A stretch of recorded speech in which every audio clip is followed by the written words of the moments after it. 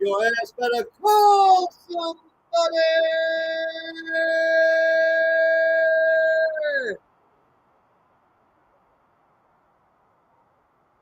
It's me.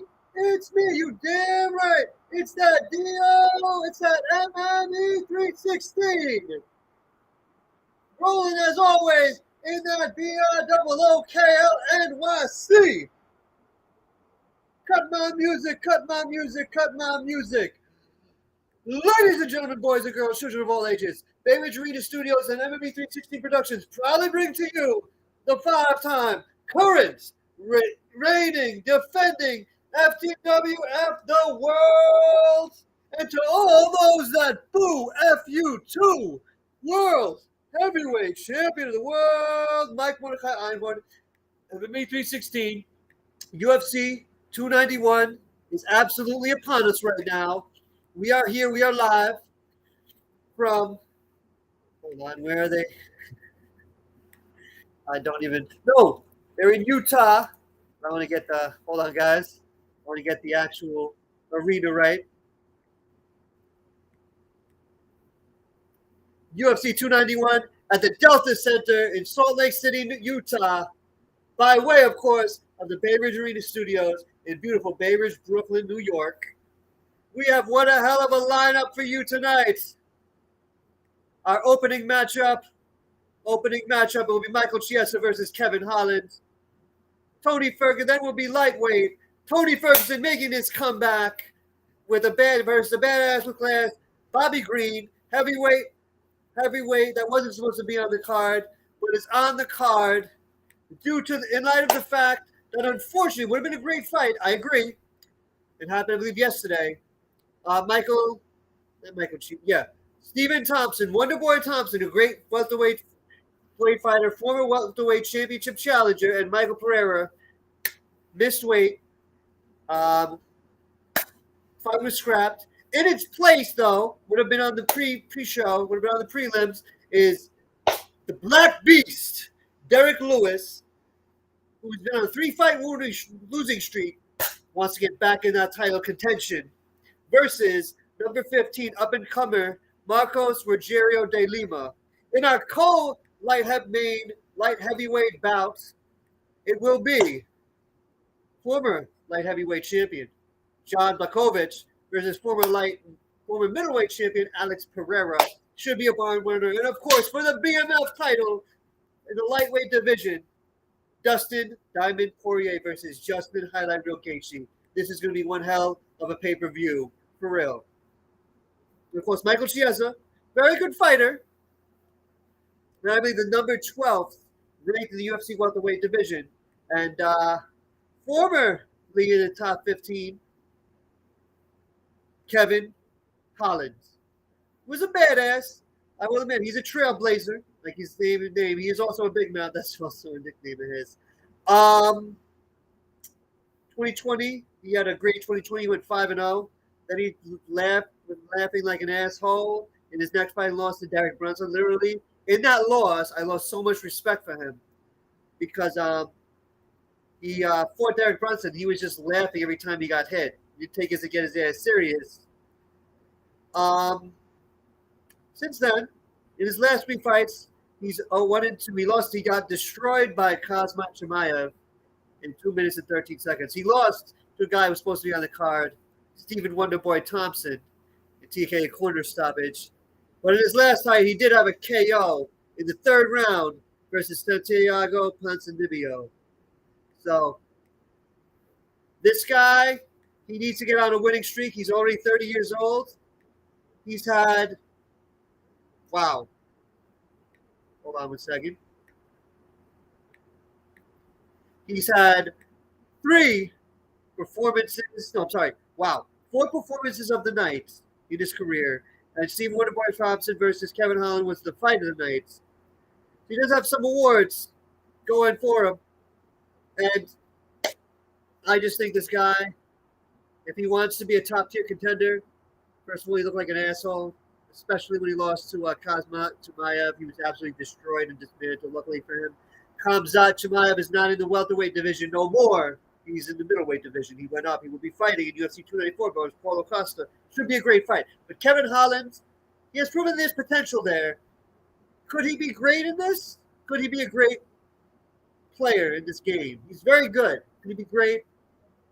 There's potential there, and I'll give it to him. And I will give credit when credit is due. And Michael Chiesa is number 12.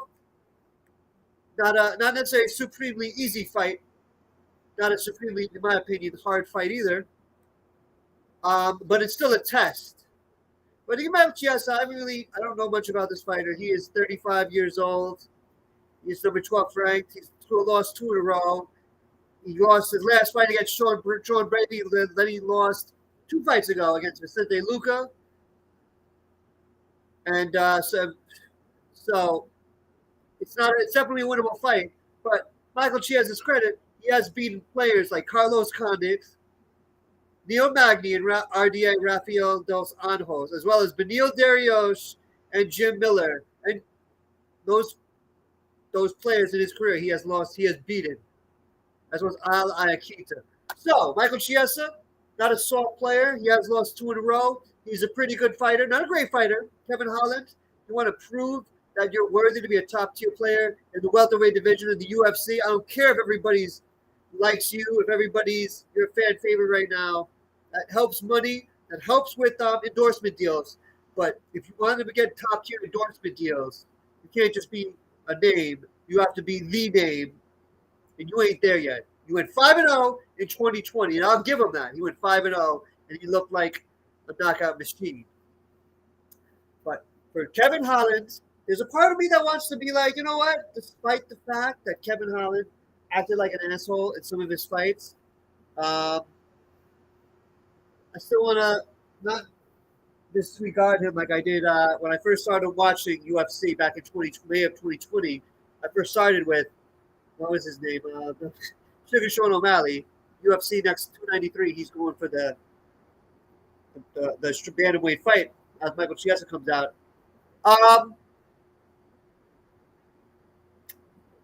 I disregarded Sean O'Malley because sometimes he acts like an asshole. It seems like an asshole. But Kevin Holland, he's a loudmouth. He's a bit of a dick. There's a part of me that gives him some credit. You know what I'm saying? But prove me you're a top-tier fighter tonight.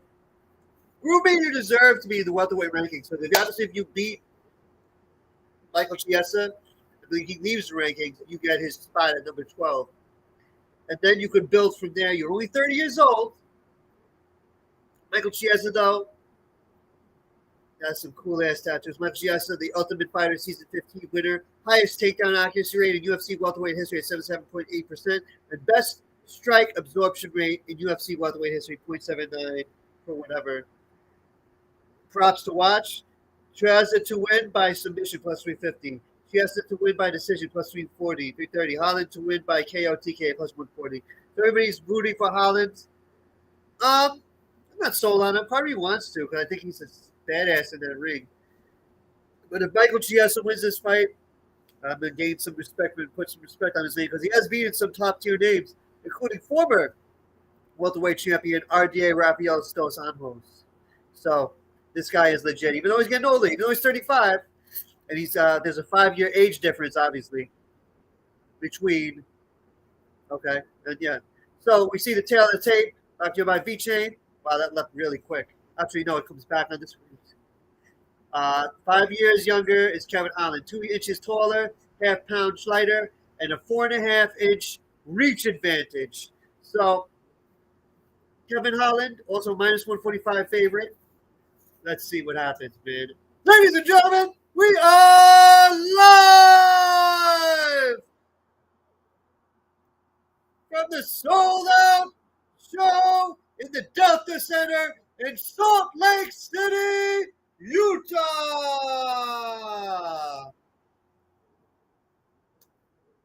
I need to save my voice, guys.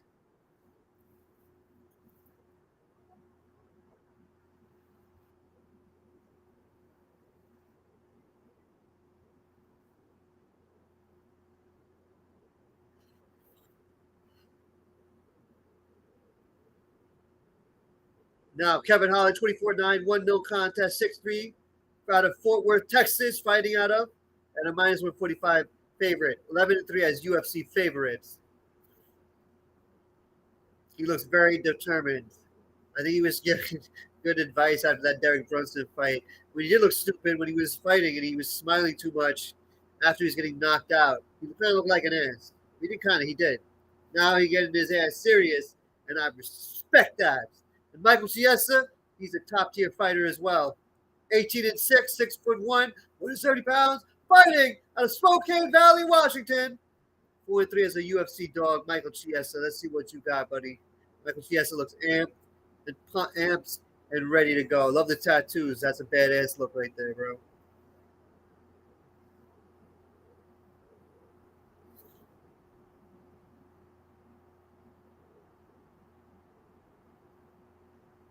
Mark Goddard is the referee.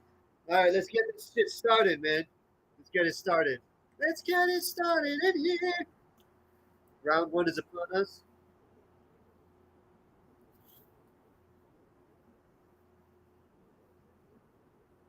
All right. All right, the fight starts. Welterweight, one customer event, 15,000 on Kevin Holland. And minus 145 potential payout, $25,345.50. That's a good amount of that's a lot of money. I mean, that person we just 10,000. All right, Michael Chiesa in the green trunks, Kevin Holland in the blue trunks. This fight is on. Not much so far. These guys look very burly, very wide-bodied, very tall. Kevin Holland, ooh, knocked him, but Michael Chiesa recovers. Ooh, Kevin Holland gets him a bunch of other times. Ooh, okay, he got Michael Chiesa on the ropes. Chiesa's still ready, but he got tagged by Kevin Holland. This guy really is a trailblazer right now. He looked like he's about to go to work and whoop somebody's ass. Oh, and he knocks down Kevin Holland. And now he's got him in a guillotine choke. Got him down. Kevin Holland, more of a striker, not as much of a really a grappler. Michael Chiesa, even though he's on the bottom, Kevin Holland broke the hold that he had on him. Get back up. Michael Chiesa gives him a couple punches. This fight is so far live and direct. Okay. Ooh. Right now, both of these fighters very scrappy. Like Kevin Holland looking pretty badass right now.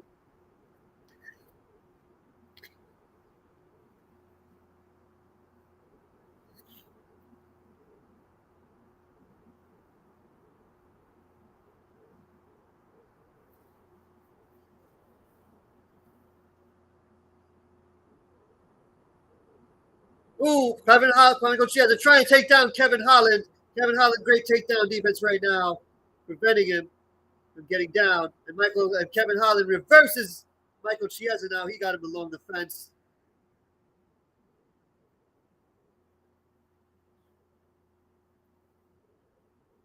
Ooh, Michael Chiesa reverses it.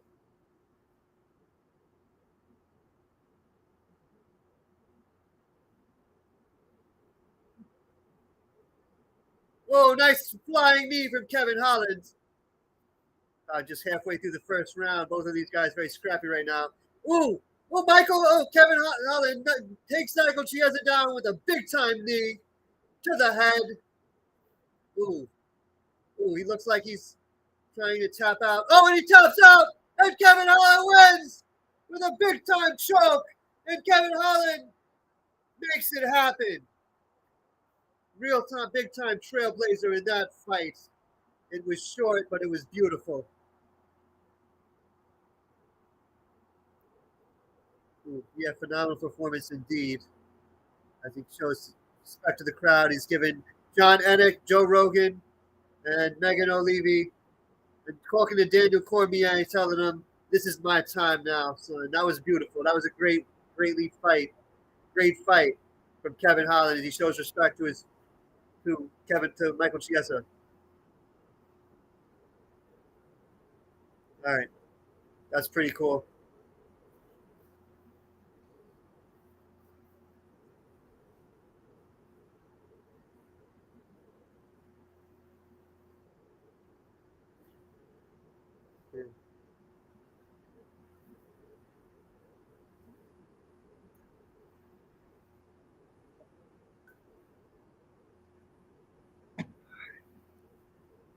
Ooh, nice shot, Kevin Holland.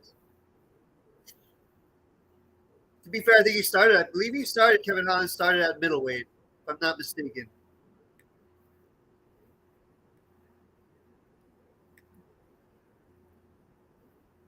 Did he start at hold up.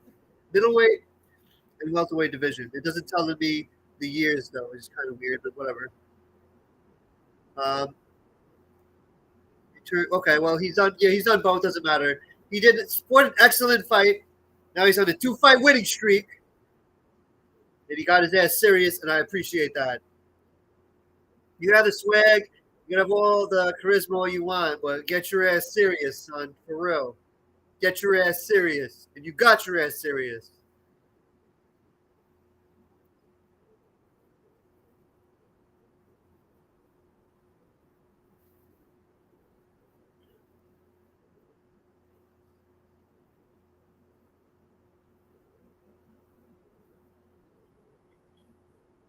Kevin Holland, very, very proud of himself. Hey, I can't be mad at that because he fought.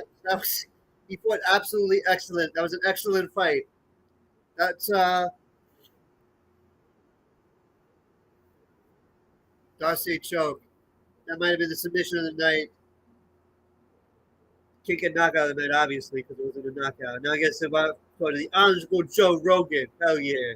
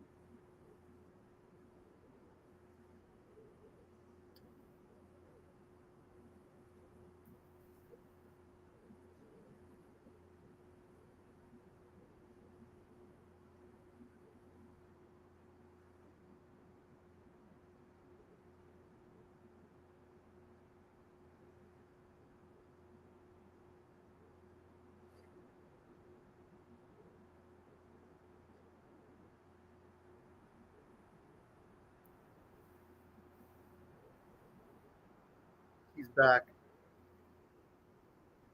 And he's taking a picture with his team and Joe Rogan. And of course, Kevin Holland. Trailblazer for real.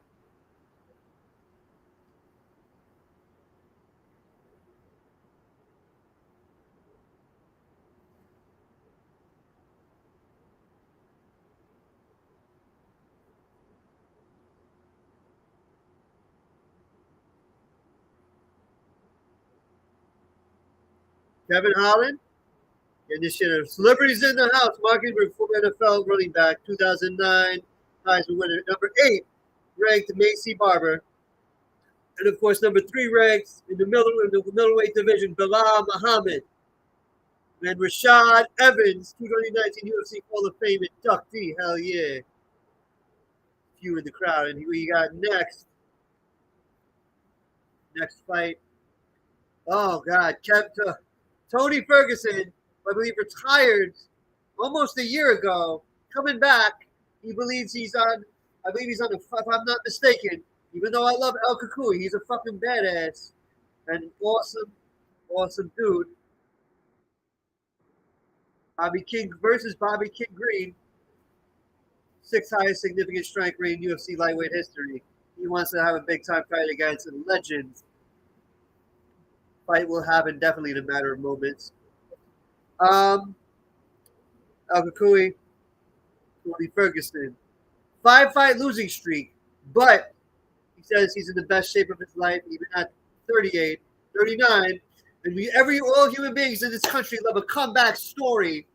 I would love to see that, yo. And I'll be honest, I've seen him fight in the past before his fight losing streak. I started literally watching uh, when he fought Gaethje, then got knocked out in the 5th round. Unfortunately, that was the beginning of what looked like the end.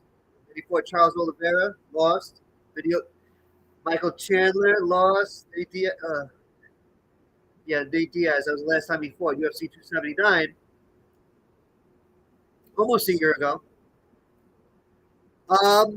He has, however, beaten the likes of Edson Barboza, Kevin Lee, Anthony Pettis, Donald Cerrone, Rafael Dos Anjos, RDA. Okay? So he's beaten Hall of Famers and former champions, people who are lethal. I'm going to say it like this. I would love to see a comeback story for this man right now. Now, to be fair, Bobby Green is while a tough fighter, I wouldn't say he's an all-time great, but he's still a tough, badass fighter. Okay? He's had, fight of the night 4 times. Twice with Lando Manata, Rafael Fiziev, and once with Drew Dober. So tough dudes. And performance of the night versus Ali Kunta with a submission of the night 1 time. And he has, in 45 wins, in 45 matches, 29-14, 10 knockouts, 8 submissions, 11 by decision. And yeah, he's beaten Ali Kunta.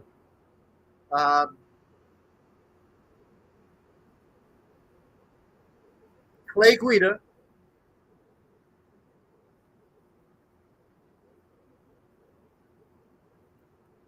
Green, most pro fights, active UFC lightweights, 45. He has 45. He's 36 years old, not getting any younger. This would be a big stepping stone, even though it would make people feel that Tony Ferguson is beyond his great days. It would still be a big fight win for Bobby Green to beat this legend in the sport of ours. I think it would also be a big win for Tony Ferguson because Bobby Green is a badass, tough SOB, as is Tony Ferguson. So this should be a great fight. It should be an absolute banger.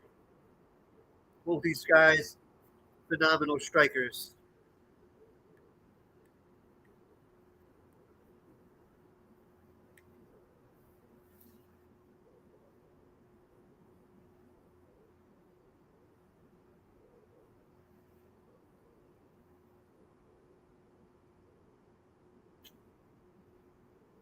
Yeah, he's a former interim UFC lightweight champion.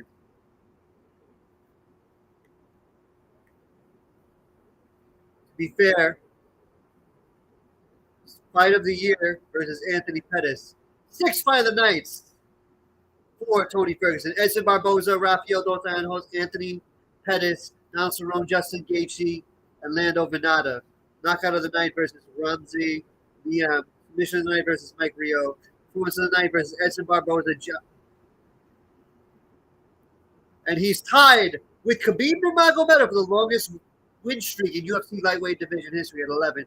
And tied with Donald Cerrone for the 4th most finishes in UFC lightweight division history at 14. He has 25 wins for Tony Ferguson, 12 by knockout, 8 by submission, and 5 by decision. This guy, tough SOB. Black belt, 10th Planet Jiu-Jitsu under Eddie Bravo. Famous. Okay? This guy I would love. Last time he fought was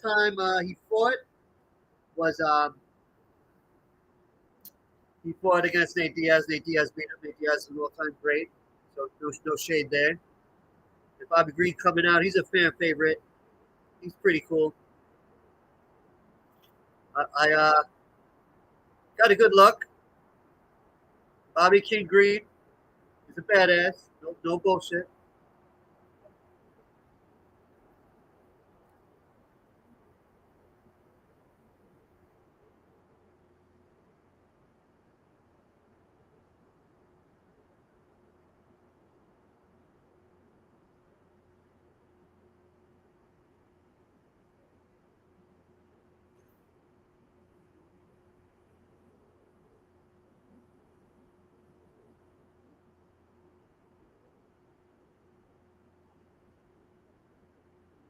He definitely is. Bobby Green, most significant strikes in UFC lightweight history, 1,500. Second largest significant strike differential in UFC lightweight history. 10 wins by knockout and 10 first-round finishes.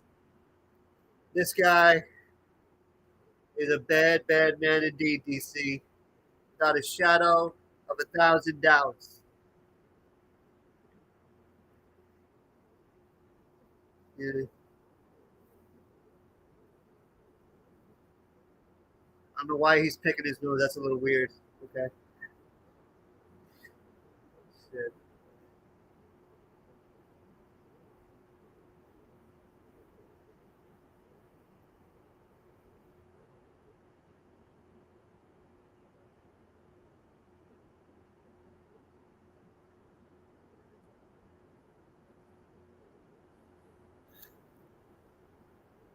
Ooh.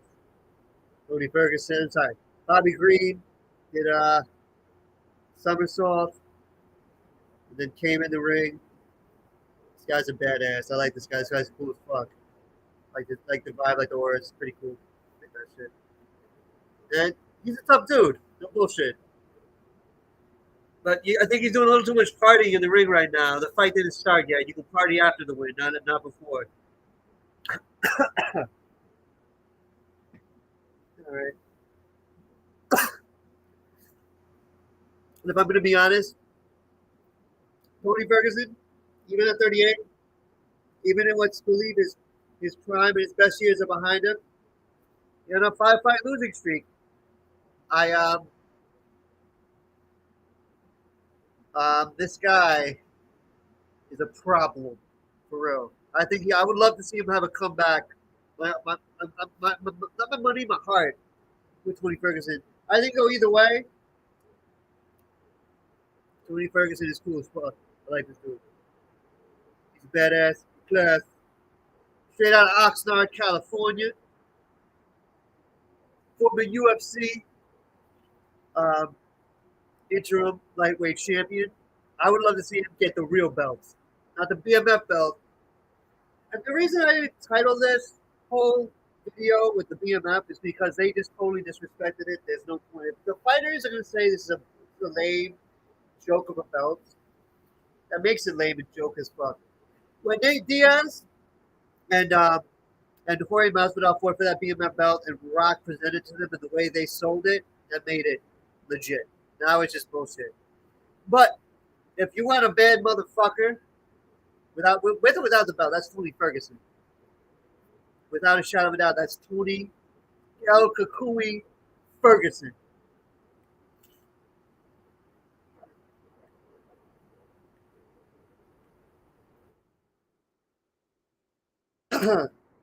Former UFC interim lightweight champion, tied fourth most finishes in UFC. Well, I already said that. Tied fifth most submissions in UFC lightweight history, 6. That's pretty good stats, right there.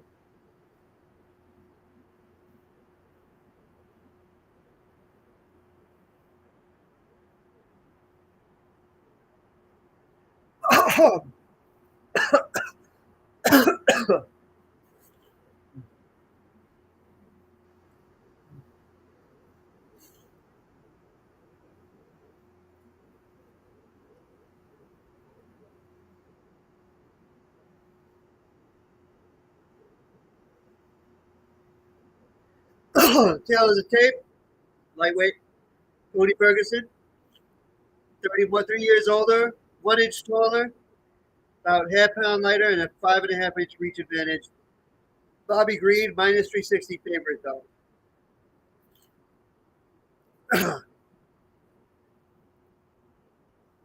Ladies and gentlemen, there's 3 rounds. The lightweight division.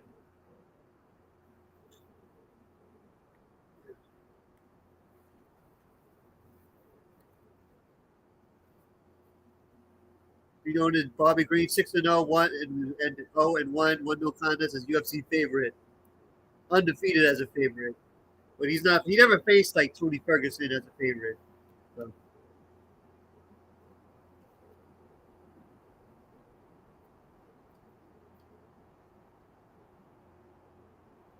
There comes Tony Ferguson.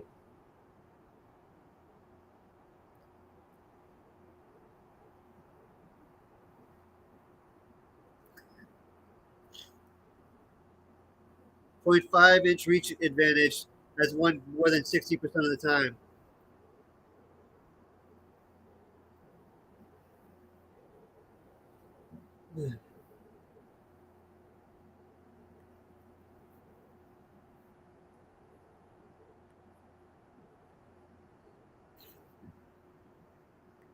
Dan Mergliotta is the referee in charge tonight for this fight. All right. Draft Kings. One customer for the flyweight bet $7,500 on Tony Ferguson plus 310. Payout could be as much as $30,350. My heart's with Tony too, man. Tony. All right, Tony Ferguson. We start the fight in the black trunks. Bobby Green in the red. Both definitely have awkward stances. Agreed. Ooh, Bobby Green comes up and got a punch on Tony Ferguson. Tony Ferguson says he wants to have a little life left in him, has enough left in him to go for another championship run. And a 5-fight deal. And Bobby Green came in with a nice kick. But Tony Ferguson got out of the way.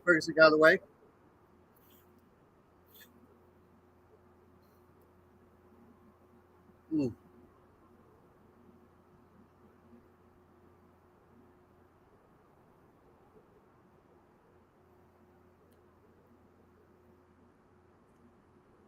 Tony Ferguson tries to take Bobby Green to the ground. Bobby Green, great choke down defense. Tony Ferguson got him by the leg. Ooh. Tony Ferguson, Bobby Green. Green got him out, got out of there.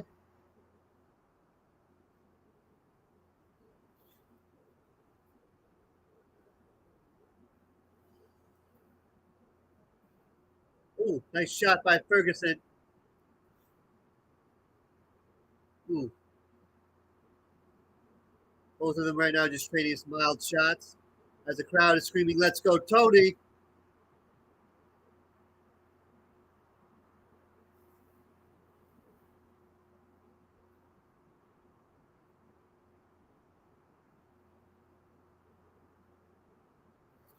A little under 2 minutes to go down in round one. No, neither fighter has separated themselves.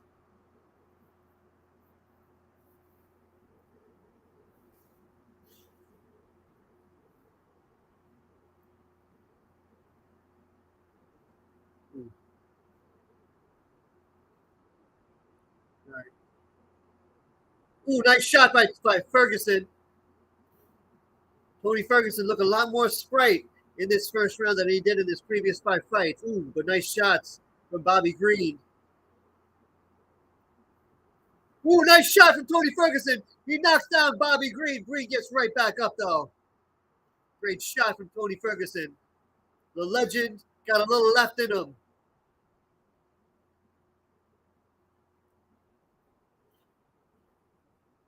Ooh. It looks like Tony Ferguson was hit in the eye pokes.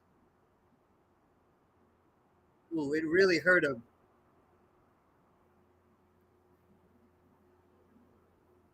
Let's see this again. Ooh, nasty eye poke from Bobby Green. Nasty eye poke.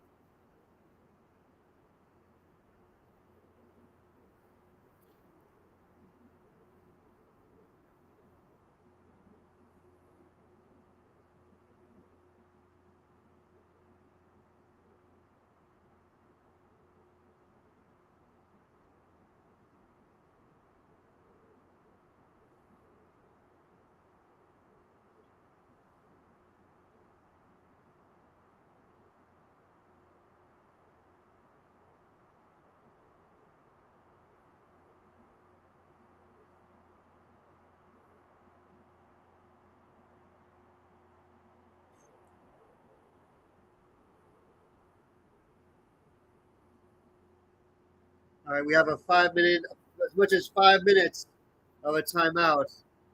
Ferguson trying to get his eye back. He badly wants this fight. You can tell, see it in his eyes. He wants to have a comeback story. All right. All right, we're ready to go. Looks like Tony Ferguson desperately wants this fight. Tony Ferguson back in.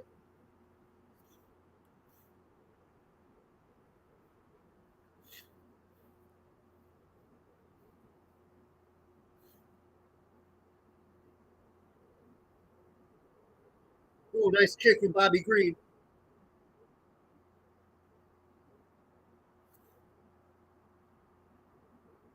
Ooh. Crowd still in it for Tony Ferguson.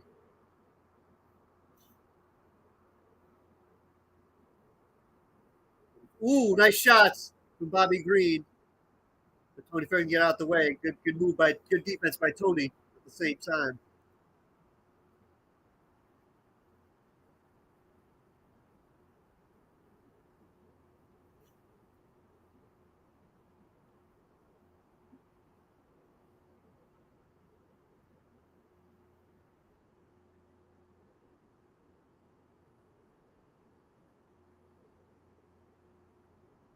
Ooh, nice knee from Bobby.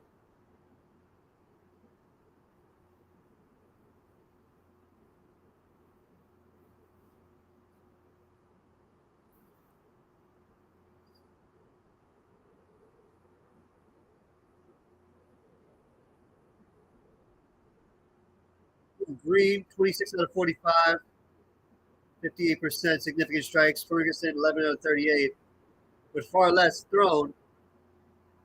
Of course, Tony Ferguson with that one knockdown. Obviously, that plays a role in scoring in this round. With less than 30 seconds to go in the first round. Ooh, nice shot from Bobby Green. Tony recovers real quick. Oh! Bobby Green looking real mean. Real.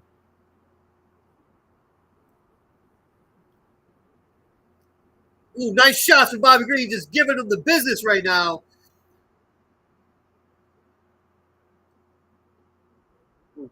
And a tremendous 5 minutes indeed. Ooh, you can still see Tony Ferguson favoring that right eye a little bit.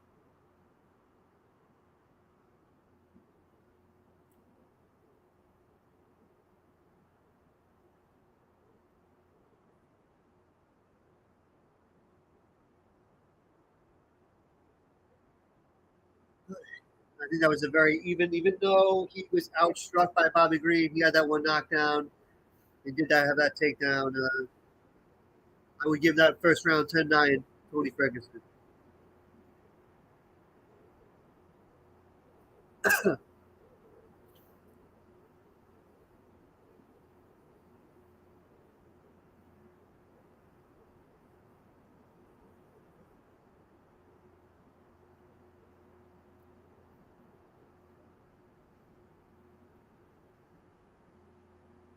Nice shot from Tony Ferguson, knocks down.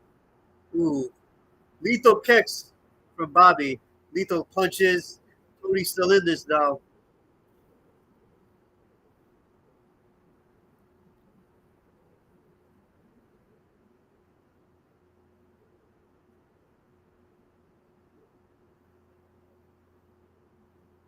All right,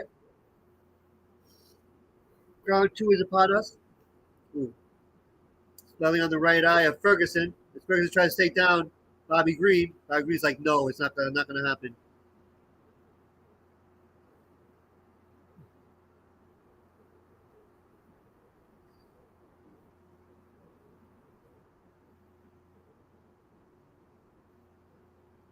And then Green. Yeah, 10-9 Green, a lot of people were saying. Probably. Anyway, right now, Tony's trying to get back in this fight. Ferguson's looking great, but I'm terrified his chin is taking time off. Indeed, like when he got knocked the fuck out by that front kick from Michael Chandler a couple years ago. Ooh, he went down now. Bobby Green on top position. Ooh, Bobby Green trying to give him lethal punches in that situation. Ooh, Bobby Green punches, well, really hard. And Tony Ferguson looks a little hopeless right now. Yeah, he's just eating him though. Eating him up. But Tony Ferguson looking like he's in trouble. Like I said, Bobby Green. Ooh. Bobby Green, never been a real top tier contender, but always a very, very good grizzled fighter and striker as well. And right now he's in front, he's in top position. And Tony Ferguson trying to make something happen, but he looks not looking good right now. And Bobby Green somehow, ooh, he wants to take a big shot as he's getting up. Ooh. Now he's not letting him up. He's on top again, giving him hammer fist after hammer fist after hammer fist. And just Tony looking like a helpless little sheep right now. I hate to say it. I want to see a comeback story, but it's not looking like that's going to happen for Tony Ferguson. Tony Ferguson just looks like a helpless deer in the headlights right now.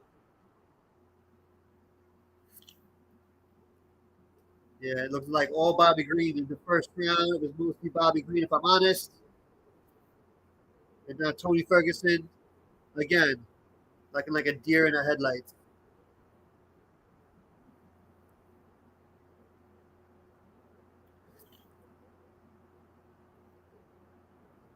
Bobby Green just destroying him right now.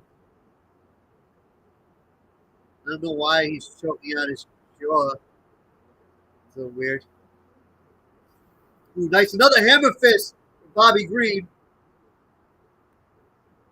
Just hammer fist after hammer fist after hammer fist.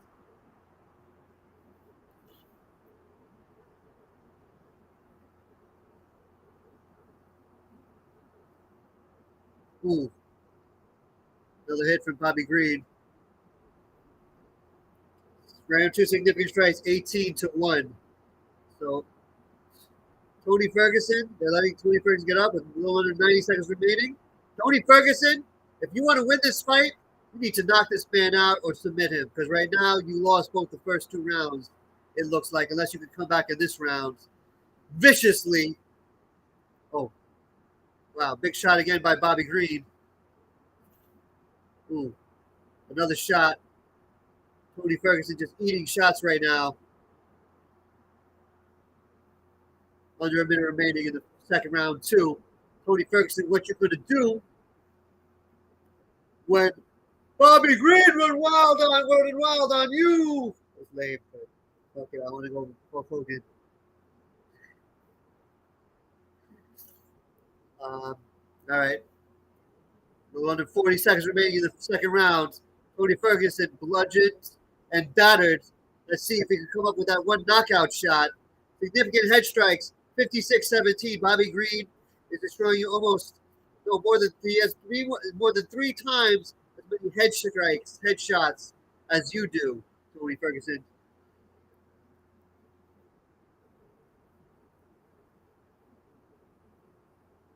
Ooh. 5. Ooh. Tony Ferguson, 2, 1. Nice shots.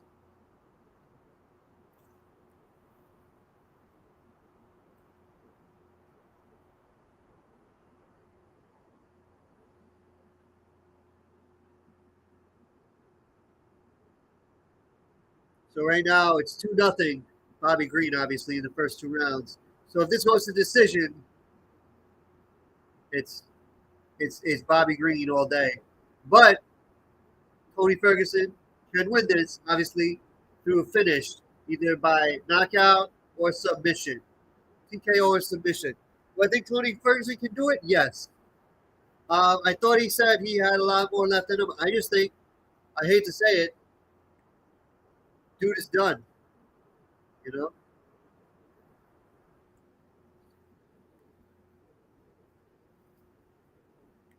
Yeah, brutal ground and pound indeed.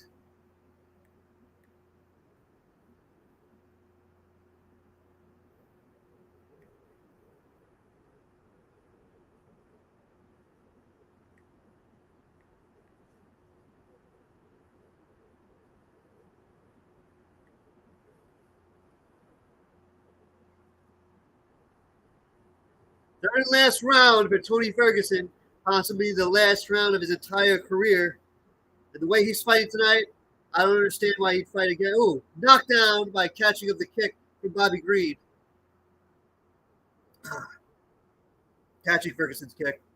All right. But Tony Ferguson, can you come back? Make it look beautiful, miraculous, Rocky style? Absolutely. Do I see it right now? That's up in the air, man. That's a coin flip. That's me being nice. I don't see it. Let me just be honest. No, I don't see it. The way Bobby Green is fighting, I think he has this fight won.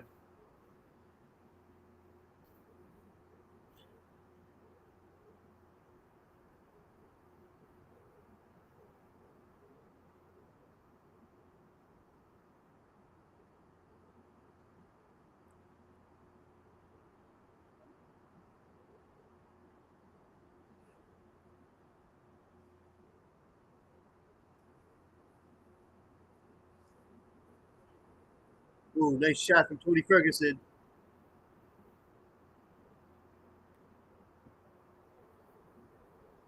Ooh, nice shot by Bobby Green now.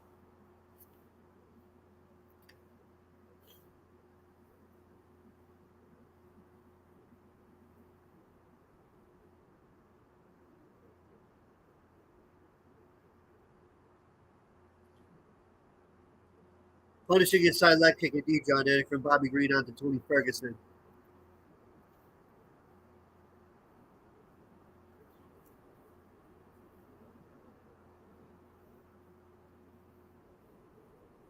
Tony Ferguson is definitely still on the gas. Yeah.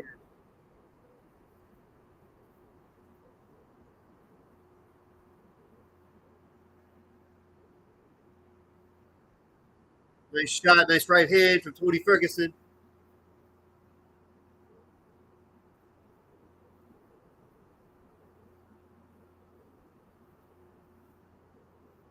Nice shots from Bobby Green. Ooh, nice. Another jab from Bobby Green to the face of Tony Ferguson.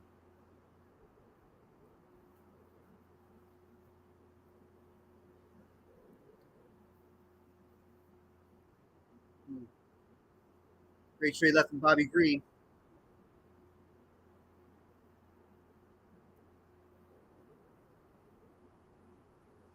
Ooh, nice shot again from Bobby Green. Bobby Green just putting on a clinic right now. And Tony Ferguson. Bobby Green is a very good fighter, but he's never really been too many times been in the top 15 throughout his career. He's 36. He's been in 45 fights. Very good fighter, but if Tony Ferguson is having trouble with Bobby Green, I think he has to realize he doesn't have much. Oh, Bobby Green knocks down Tony Ferguson. Tony gets right back up, though.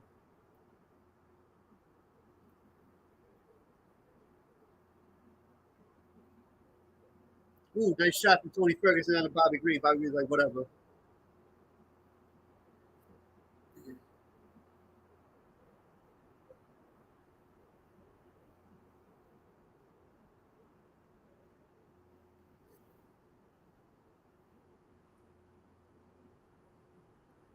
Ooh.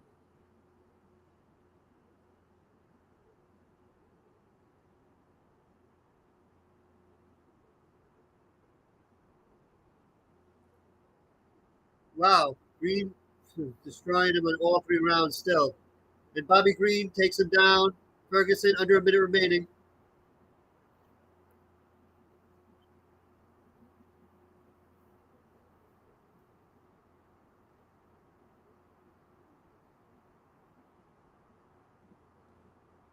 Ooh. Bobby's on top of Ferguson with 30 seconds remaining.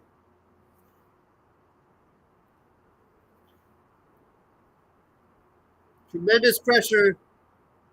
And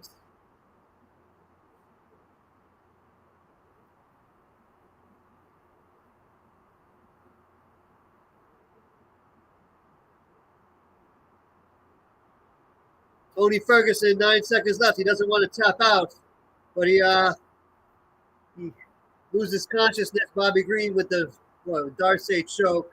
Victory over legendary fighter Tony Ferguson.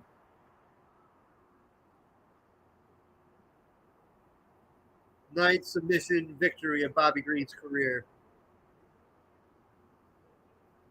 Tony Ferguson originally retired about a year ago in September against that Nate Diaz fight. And wow, Bobby Green's last submission was UFC 156. Tony Ferguson, respectfully, dude, you're done. You're done. Sorry, buddy. You're done.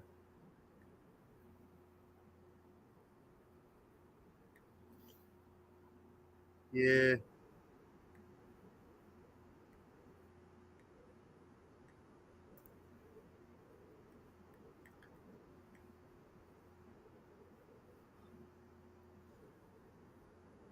Hmm.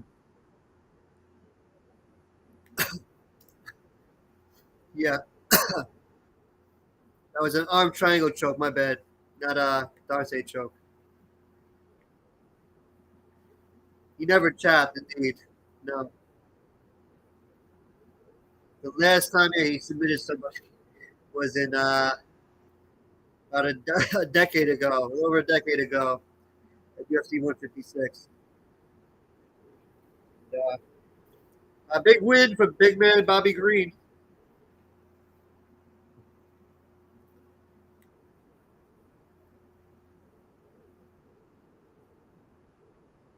A 6-fight losing streak.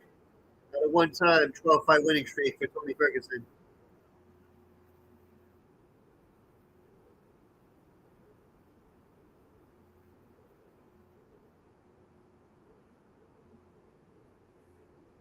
And Tony Ferguson clearly says, fuck. Big win for Tony Ferguson. Spitting fire, spitting water. And Tony Ferguson looks like he kind of wants to leave right now. As Bobby Green interviewed by Joe Rogan.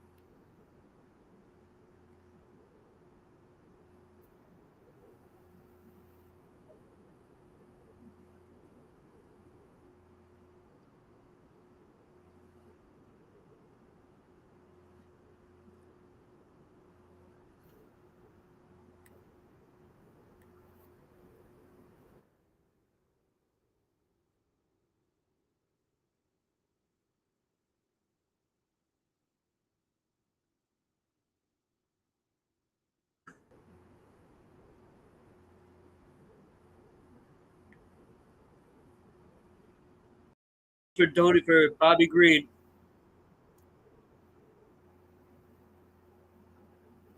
And we see Try the Truth rapper. Never heard of him. Deron Williams, 3-time NBA All-Star, former Utah Jazz guard. And number 12 ranked Kelvin Gastelum will be fighting Shavkat Rakhmonov in about 2 months and a half.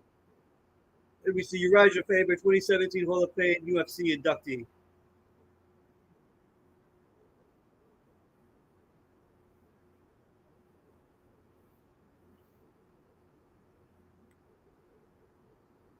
So for Sean O'Malley, UFC 292, Sean O'Malley gets his first crack at the UFC bantamweight belt against Aljamain Sterling. Now, personality-wise, I think Sean O'Malley is an asshole. Forget it. He's a douchebag. But as a fighter, that motherfucker can go. I'll give it to him. He's a cocky dipshit, but he can fucking go. Like, for real, he can go. No question.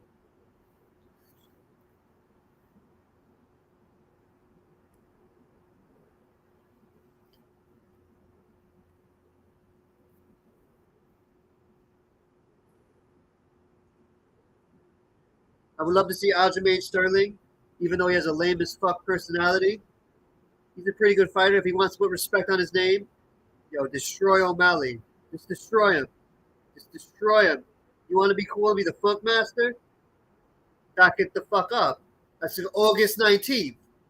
3 weeks from today. Back it the fuck up. UFC returns in Boston. You will see it, of course, in the Bay Ridge Arena Studios in Brooklyn, New York. Should be a great fight, great night. Also on that card, it's going to be Zhang Weili, the UFC strawweight title holder, against Amanda Lemos, number 4 strawweight contender.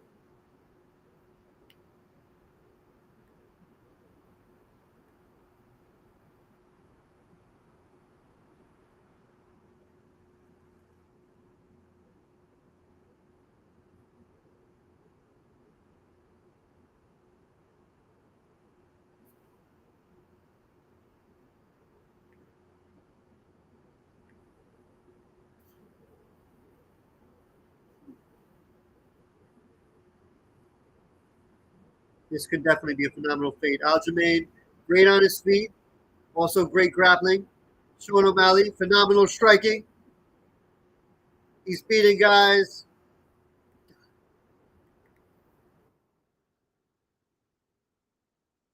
He defeated one of the all-time greats, Henry Cejudo, several months ago. Straight out of Uniondale, New York. The Funkmaster. He's beating guys. Wow. Let's look at his. Oh, wow. He is on a 9-fight winning streak in which he's beaten Cody Sandham, Jimmy Rivera, Pedro Munoz, Corey Sandhagen, twice Petr Yan, TJ Dillashaw, and Henry Cejudo. A list of names. Now, don't count it out. I honestly do believe the favorite in this fight is the challenger in Sean O'Malley. He may be a douchebag, but he knocked out phenomenal fighters. Eddie Winelands, Jimmy Crute. Next month, they got in each other's face because Sean O'Malley likes to be an asshole.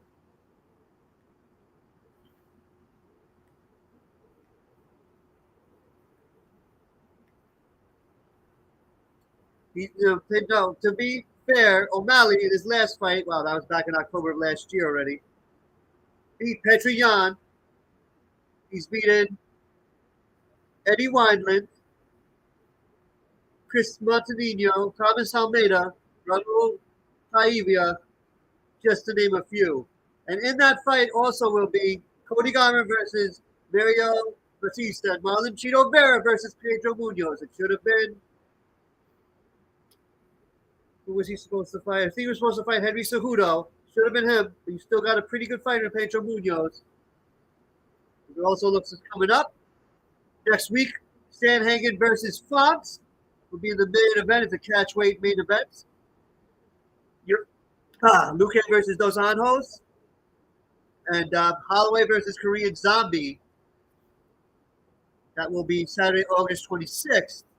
The 5-round should be a 5-round classic. Korean Zombie versus Max Bless Holloway. In between them, UFC 292 Sterling versus O'Malley and Zhang Weili versus Amanda Lemos.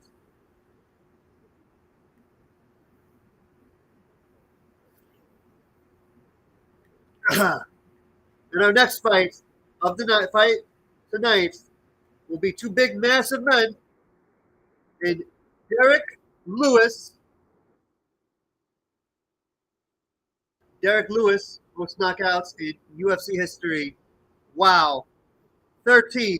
Derek Lewis, as ahead of guys like Matt Brown, Anthony Rumble Johnson, Anderson Silva, and Thiago Santos. Derek Lewis stands above them all with 13 career UFC knockouts. Now, he may be, if I'm not mistaken, on a 3-fight losing streak at the age of 38, at the back end of his career. Still a badass. Now he's lost 4 of his last 5 fights. And he is fighting Marcos Rogerio de Lima, a man I've rarely heard of, to be honest with you, who's number 15th ranked, but looks like he's hungry and looks like a beast. He's a knockout king. Marcos Rogerio Lima, also 38. 30 fights, 21 wins, 14 by knockout, 3 by submission, 4 by decision. Pretty good. He's been in the UFC, wow, since 2014. And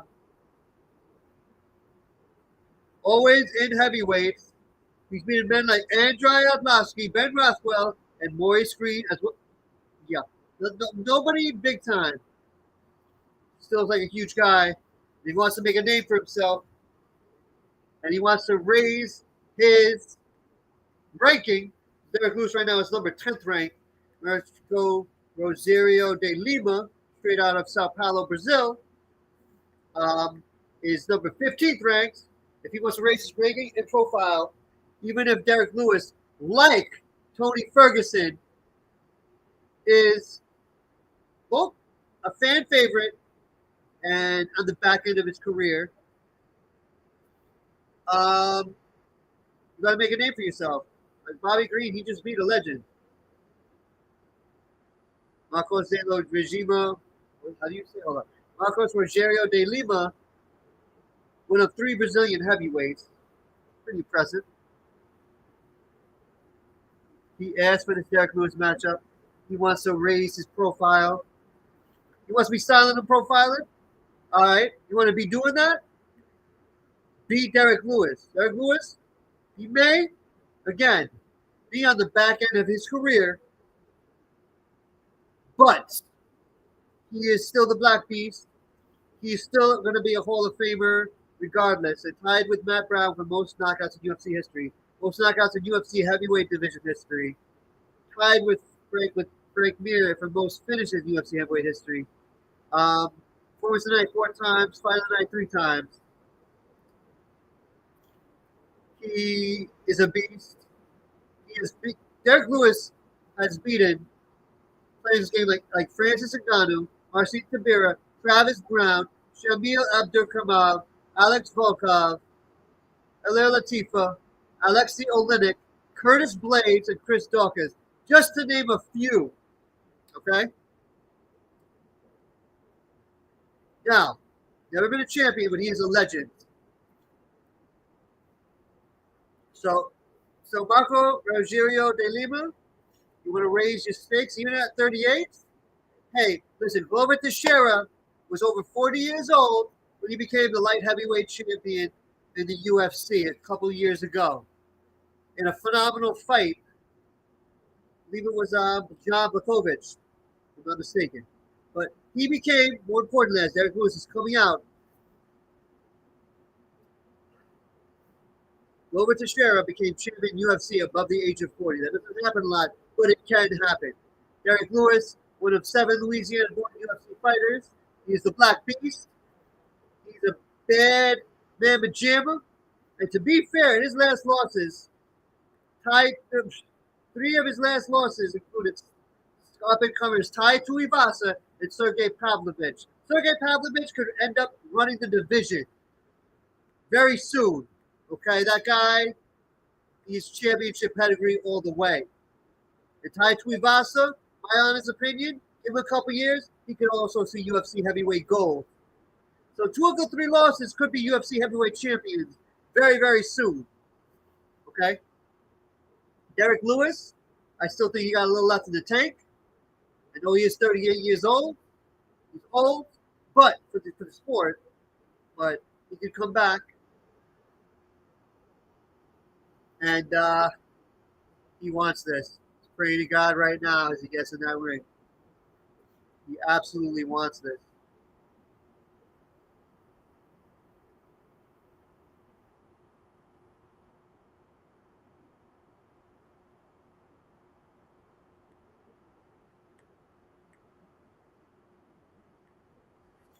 So I want to see Derek Lewis. Can he make a comeback? Like Tony Ferguson, he failed.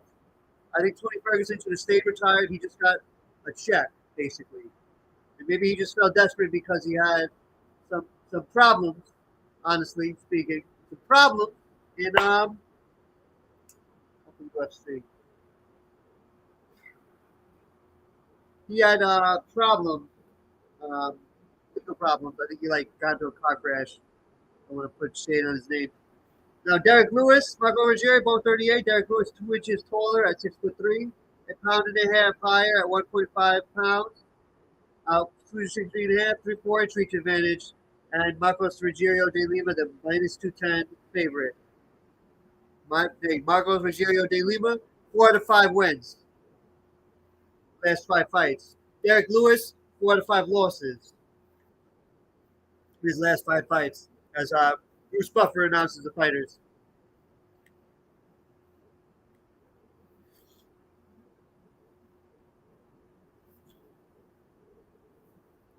Okay. Opened as a -120 favorite, now he's -210. So his stats have gone up.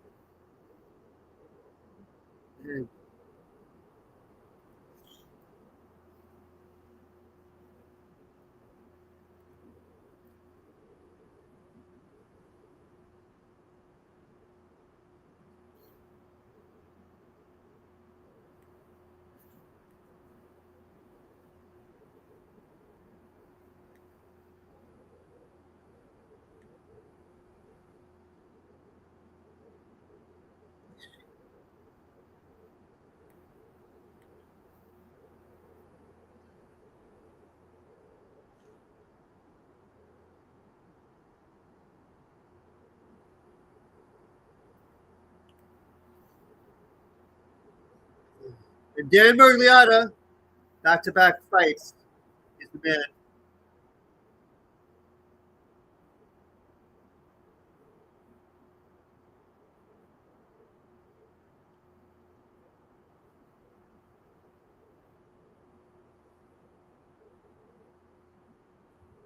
All right, and the fight starts. One cuss. Oh, wow! Derek Lewis just opened up on him and knocked him the fuck out. Knocked him down. Wow! What an opener for Derek Lewis.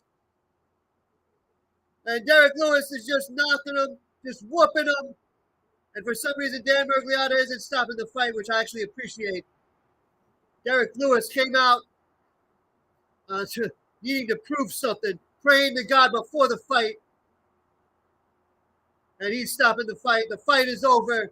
And Derek the Black Beast Lewis had something to prove. And he is back on top. Yeah. Love it. Nothing above it. Derek Lewis, I don't know why he's taking off his trunks. He's doing the suck it sign. I love that. That's funny. Yeah. I like that, man. That's funny. He did the suck it DX sign. Love it. Telling everybody to suck it. I love it. This guy is awesome. That was funny. That balls to the wall. Great fight. That was awesome. That was awesome. And he's dancing. And hey, let him do his thing right now, man. That was beautiful. You put in work. Now you get to enjoy and entertain. For real. After the fight. Well, you entertain with your fists. You just get entertaining. Love every second of that. Hell yeah. Now he's the leading knockout artist in UFC history at 14. Sorry, Matt Brown. No more time, motherfucker. That back beast. Wow. Was that just like a flying knee? Like nobody's business. Let's watch that again in slow motion. Ooh. Hit him right in the head, right in the temple. Went Marco Ruggiero de Lima went down, and he was just he could have ended it right there. Wow. And Dan Mergliotta Price was like, should I just let him give him a chance? He was just getting hammered. It was beautiful. He's not moving at all. He's just sitting darkly at the end. It. Beautiful fight. And I like the fact that he just went like this first and did that. Got in, what is it called? snake pose. I forget what that's called.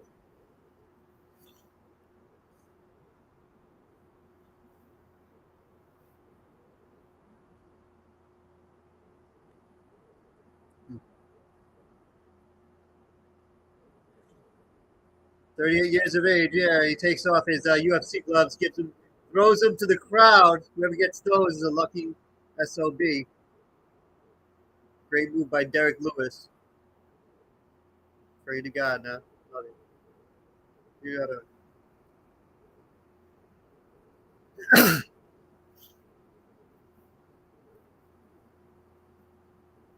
Derek! Find the Black Beast Lewis!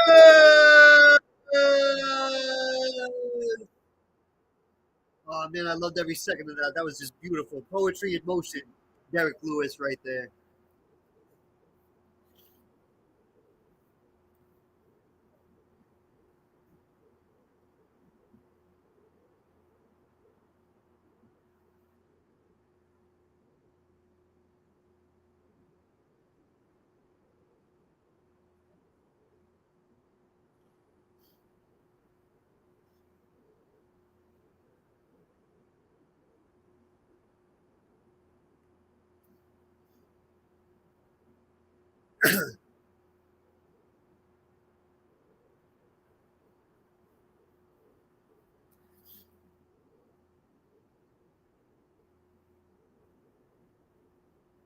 How hey, motherfuckers. Happy as a motherfucker. Hell yeah, Derek Lewis. Like, I want to hit motherfuckers for another year now. I'm happy as a motherfucker. Love it, Derek Lewis. Hell yeah. Black Beast straight out of Texas.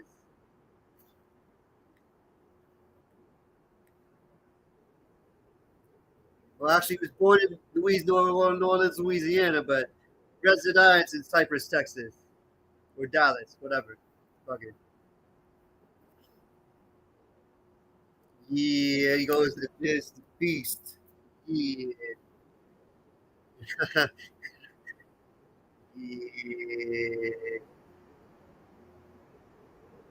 It is what it is. I love this guy. Oh, this guy's cool. That's awesome. But Derek Lewis, that makes me more of a fan of you than even before.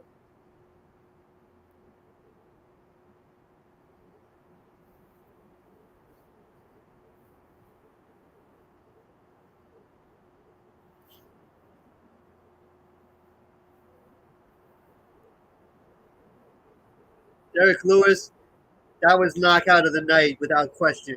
Knockout of the night. Give him that $50,000 bonus. For me personally, that's a $200,000 bonus right there. Thanks. That's a $200,000 bonus without question. Passes Matt Brown as they show the stat most knockouts in UFC history.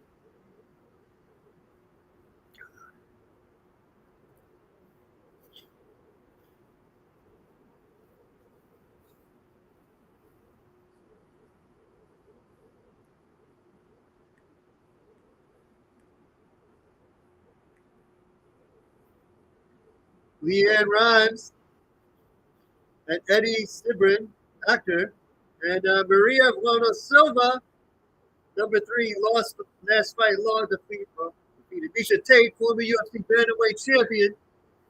Hell yeah.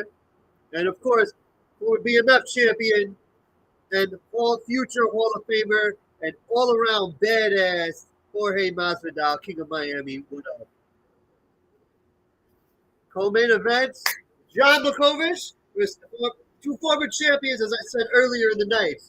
Former middleweight champion, moving up to light heavyweight, Alex Pereira, 6 wins by knockout. Faces the former light heavyweight champion in John Blachowicz. Man, this should be a banger, for real.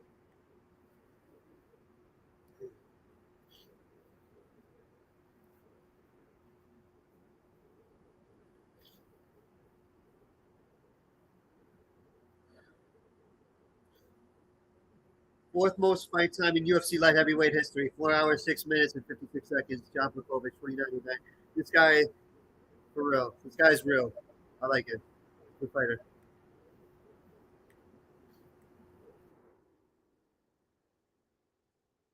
Wow. I didn't know John Blachowicz actually 40 years old. Yeah.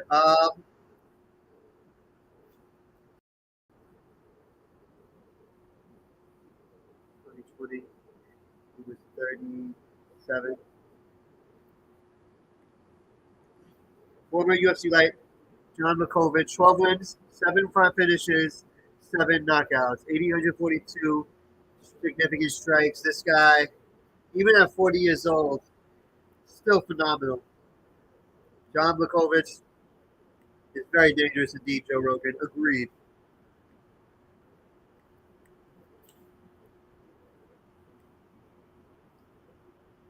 He himself is a massive low kick. And Alex Pereira, the fact that he beat in a kickboxing championship match twice, in I think Glory Kickboxing, Israel Adesanya, then he throwed Israel Adesanya, then Israel Adesanya beat him in the rematch. Alex Pereira is a dangerous man. He might just rule that light heavyweight division for a very, very long time. When you have guys like, not including John Blachowicz, I'll include him only because he's 40 and he's on the back end of his career, but he's still pretty freaking dangerous. But when you have guys like Alex Pereira, Jamal Hill, even though he got injured, Jerry Prochazka, just to name a few in the light heavyweight division. Let's look at UFC.com. Let me take you. Let's read the rankings. I want to see the fighters in the light heavyweight division top 15. Now, Jamal Hill, no longer champion, but still, he's still in there. Jerry Prochazka, he's coming back. Magomed Ankalaev, he's dangerous as fuck. Johnny Walker, badass. Those 4 guys. And Alex Pereira,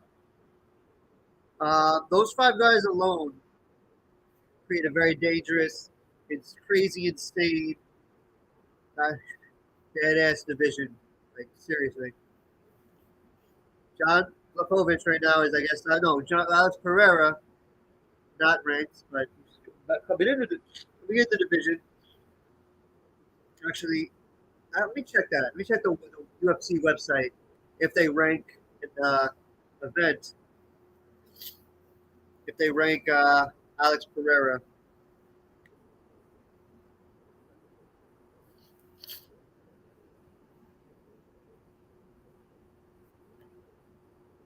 No. Alex Pereira. Oh, they're showing Alex Pereira. Nice. Alex Pereira's ranked literally. It's funny. John Blachowicz is number 2, yet Alex Pereira is number. John Blachowicz is number 3. Alex Pereira is number 2. That's kind of weird. But they show the showing the montage for the fight, montage and interviews.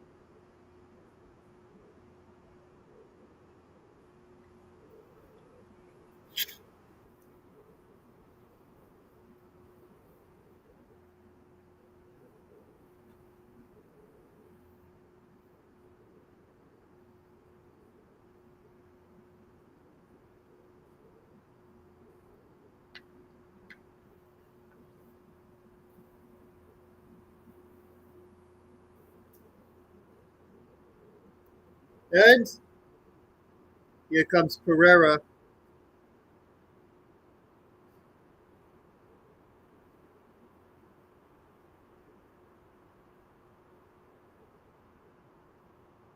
Like he's faking a bow and arrow right now. Is Pereira. This guy's showmanship is really, really, really cool. This guy, Alex Pereira, got an aura about him that is hypnotic. That's why I could put it.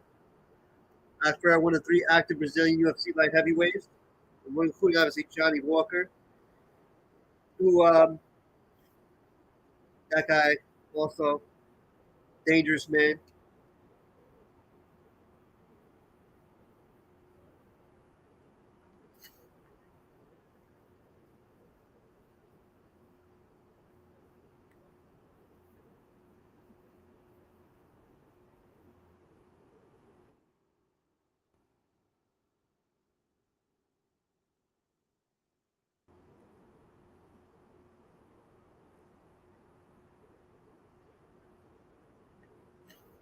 Former UFC middleweight champion, 4th highest significant strike rate.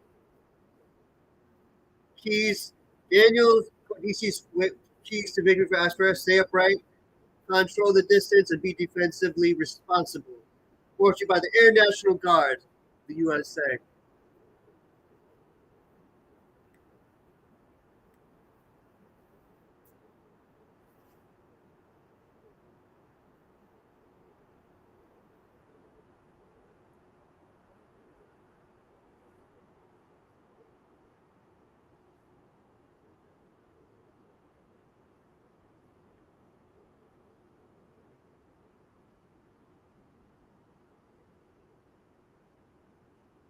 I like what DC just said.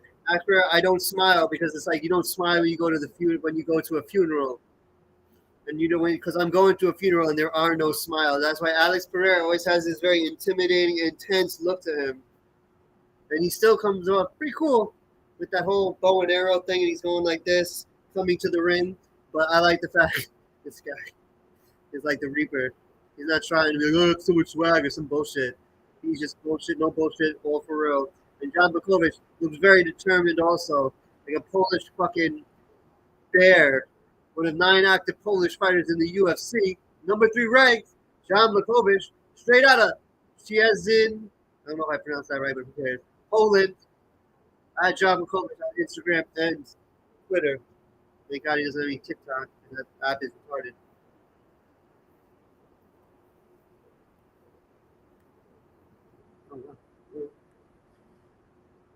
Jan Blachowicz, looking locked, cocked, and ready to go. This should be a banger, guys. I'm telling you. Right, former UFC light heavyweight champion, 4th most significant strikes in UFC light heavyweight history at 8 minutes, 8:40, 142. 4th highest takedown accuracy in UFC light heavyweight history at 53.3%. This again, I'm predicting obviously mostly a striking battle. Jones keeps the victory for Jan Blachowicz. Test him early, win the battle of low kicks, impose his grappling. I honestly think if it does go to grappling, I think it's Jan Blachowicz's game. I think if it stays striking, I'll be honest, both of these guys are such beasts in there. Coin flip. I can't tell. Also, I've never seen Alex Pereira, obviously, in the light heavyweight division. He's just fought in the middleweight division. We cleaned house, beat Israel Adesanya, and lost Israel Adesanya. So after that loss, he didn't want to have a trilogy fight. He decided to come to light heavyweight. Probably better for him anyway, because now there's both of them are minus 110. It's a pick 'em. That's what DraftKings says right now. I don't. Add something to change or whatever bullshit. This is a very evenly matched fight. I love Pereira's aura, man. All right, light heavyweight. Throw the tape. Alex Pereira, 4 years younger, 2 inches taller, half pound advantage, and 1 inch reach advantage. But like I said, doesn't matter. It's a pick'em fight. Alex Pereira, actually, I take that back. According to the UFC right now, Taylor Tape, he's not ranked at all, which is good. He shouldn't be. He just came in. But obviously, if he wins this fight, number 3, and he comes up, I don't know if he's necessarily going for the light heavyweight title after this, but I wouldn't be against it if he beats John Blachowicz. John Blachowicz is a great fighter. Forget it. You know what I mean? Great fighter. Alex Pereira, he is so stone-faced. I love it. I love that intensity. Not showing out, not doing no bullshit. This dude is for real. This guy is absolutely crazy, insane in the membrane. That's the vibe I get from him. Mm-hmm.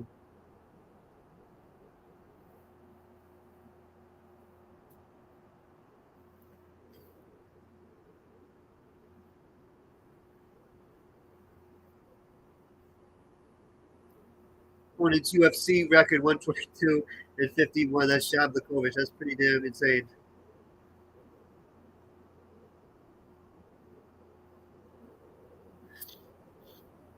Co-main light heavyweight customer 20,721 on John Blachowicz, 110 potential payout, $39,368 and 31. It's still $19,000 payout. I wish I had that kind of money right now. One day. Now, UFC referee for this will be Mark Goddard.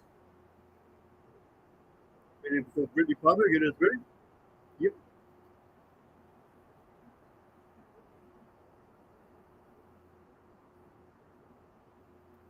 Well, current champion. He's not really current champion. He's been stripped. There's no champion in this right now. I thought I'm pretty sure they stripped it. Anyway, light heavyweight bout starting. John Blachowicz in the red trunks. Michael Pereira in the yellow. John Blachowicz trying to take down Michael Pereira. Pereira doing very good to prevent him. Actually put him in a guillotine choke, which is pretty good. I give Michael Pereira some credit. Great takedown defense and got him in a guillotine chokehold right now. I said,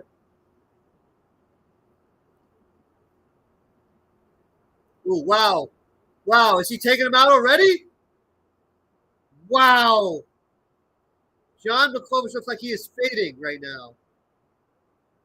He is fading. Oh, okay. Well, but even though John Blachowicz got Michael Pereira against the cage, against the fence, he's still in a guillotine choke right now. And it looks like, I'll be honest, John Blachowicz looks like he's trying to expend a lot of energy. I'll give him that. But he looks like he's using a shit ton of energy to stay upright, holding against that cage, and in a guillotine chokehold. As Pereira, ooh. Wow.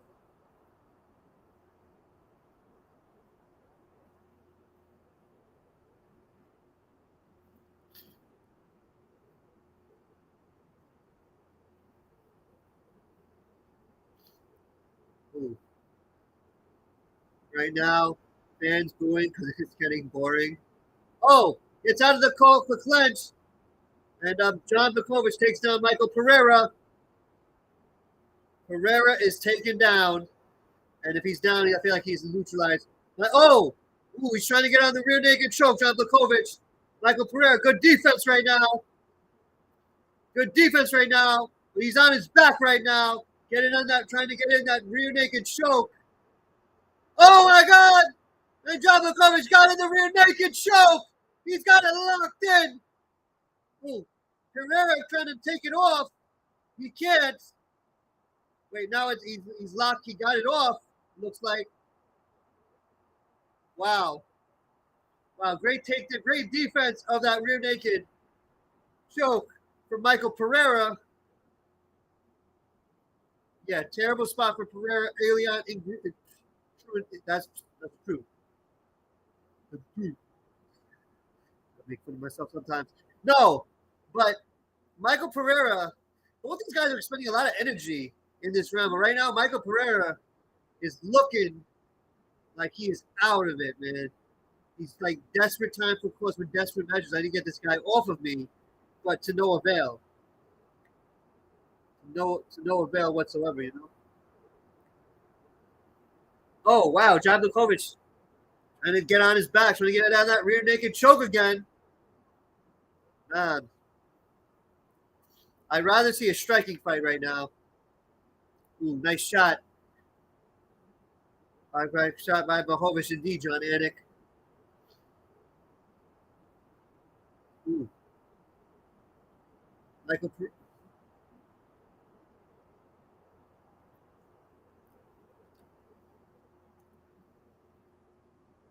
Ooh. Blachowicz has yet to work that arm under the chin.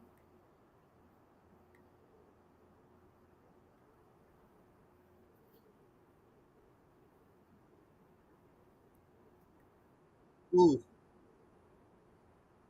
Good. Now we got that rear naked on again. John Blachowicz does. On to Michael Pereira. Michael Pereira looks like he's out of it right now. John Blachowicz is giving him Alabama ass whooping straight out of Poland. Ooh. Blachowicz submission attempts for Blachowicz 2. We got under 30 seconds of round 1.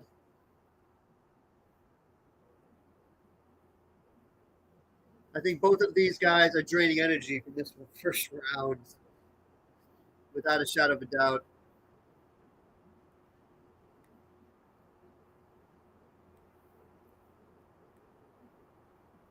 Three, two, one, end of round.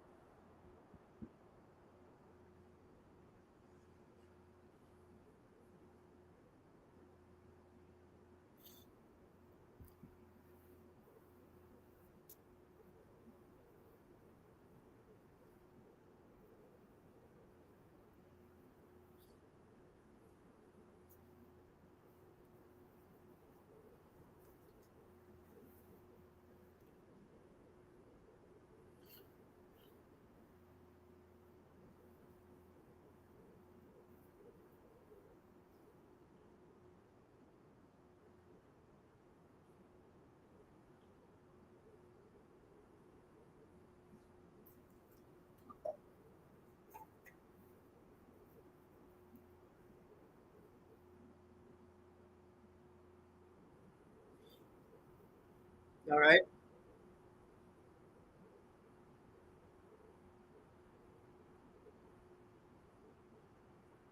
And round 2 is upon us. Round 2 has started. Now, if Michael Pereira wants to win this fight, I think he has to stay on his feet. 10-9 Blachowicz, absolutely. Aaron Bronstetter, I don't know who the hell you are. 10-9 Ryan Frederick, 10-9 Blachowicz, again, I don't know who you are. Scott Fantana, 10-9 round 1. Yeah, no shit. But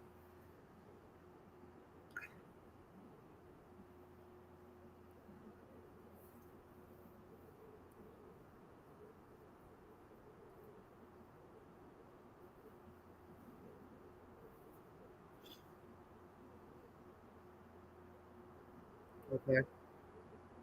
All right, not too much offense right now, but Mike Pereira doing the smart thing, staying on his feet, not trying to get into a clinch. Ooh. Nice block, nice defense from John Blachowicz. Off the strike of Michael Pereira. John Blachowicz right now just owning Michael Pereira.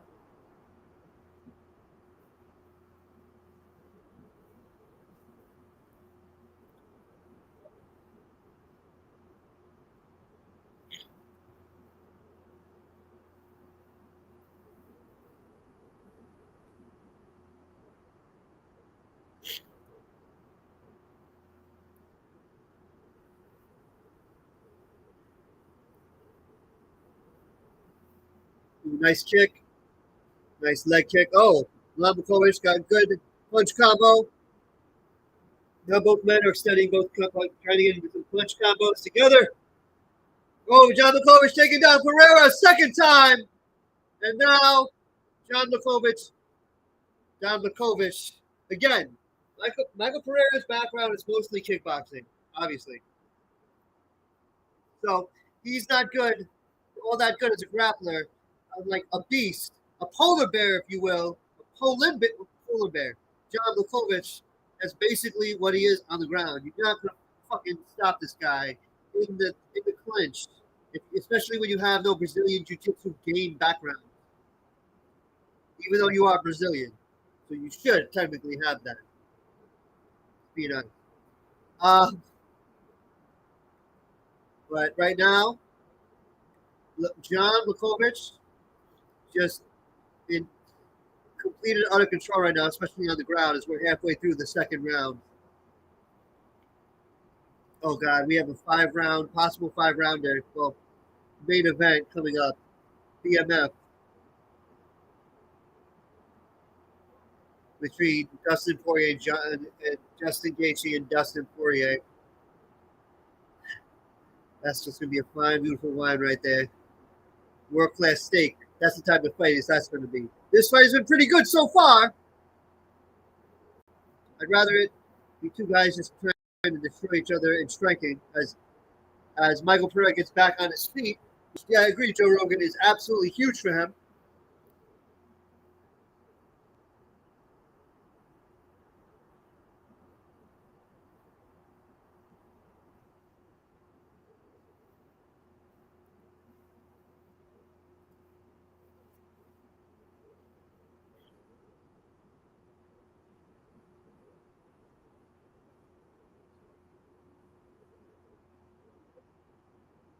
Oh, good move. Michael Pereira gets out of the clinch. Needed that. He needs to make some. Ooh, nice head kick, Michael Pereira. Is that Michael Pereira? Pereira. I think it's Alex. My bad. I've been getting his name wrong this whole time. Nice body punch.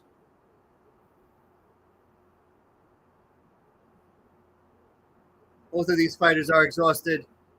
Pereira gets a nice punch onto Blachowicz.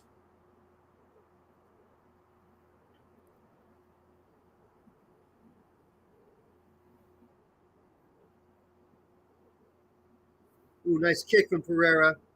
Ooh, nice punch combo. Pereira getting in the zone right now on Blachowicz. And now he's in business, sending Blachowicz to a funeral. Nice punch from Blachowicz and from Pereira again. Another one. He's just teeing off on John Blachowicz. Blachowicz trying to get some punches in too, as he just did. Blachowicz looks absolutely supremely gassed, and Pereira looks like he has the energy of a lion right now and an army tanker, giving him a lot of punches. And 5 minutes to go, it ends right there. Could have ended right there. Luckily, the round ended. John Blachowicz. Even though you took him down, I got to give that 10-9 Pereira. Great comeback for Alex Pereira. Pereira.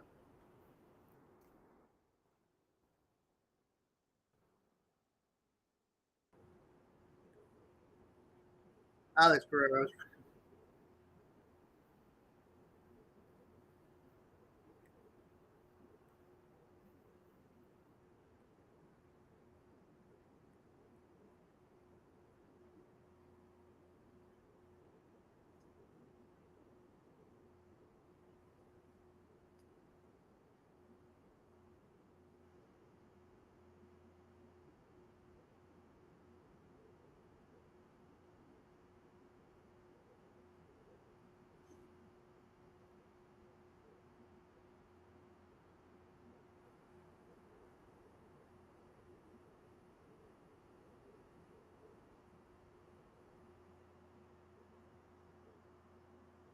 All right, round 3, third and final round. Ooh, nice head kick from Pereira. Nice block with good form.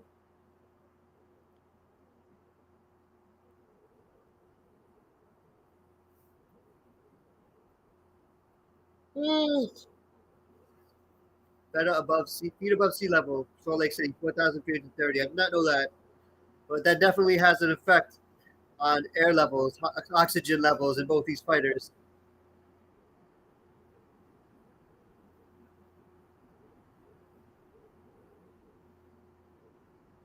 Both fighters look pretty good, guys. Ooh, Blachowicz coming in hard with that shit.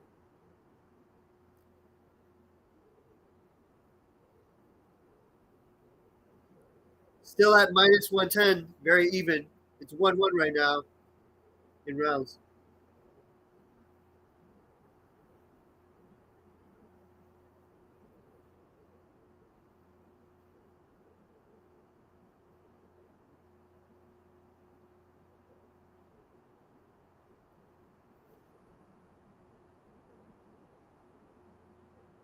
Ooh, nice punches from John Blachowicz.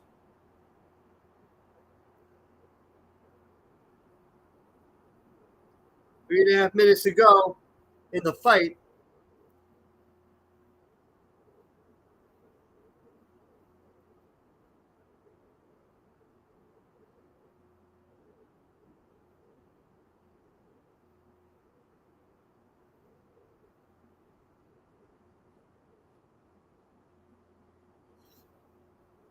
Okay. We're gonna get some air in there. I mean, some nice punch. Nice calf kick from Pereira. Yeah, both fighters look a bit gassed right now. Definitely, John Blachowicz looks a lot more than Alex Pereira. But I think it's Pereira. I think he has a good shot if it stays on the feet. Almost 2.5 minutes left.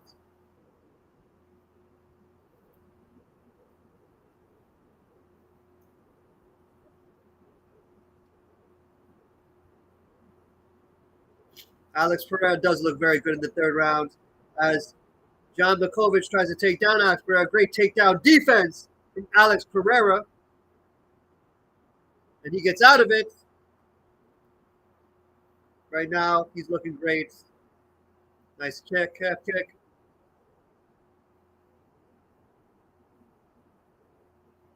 Definitely the fresher fighters and nice punches from John Blachowicz, but they look a little sluggish at the same time. Yeah, you could definitely see, again, I know we're 4,330 feet above sea level, at least in Salt Lake City, definitely not in Brooklyn. But you can see it's affecting John Blachowicz, a much older fighter at 40, 4-year age advantage.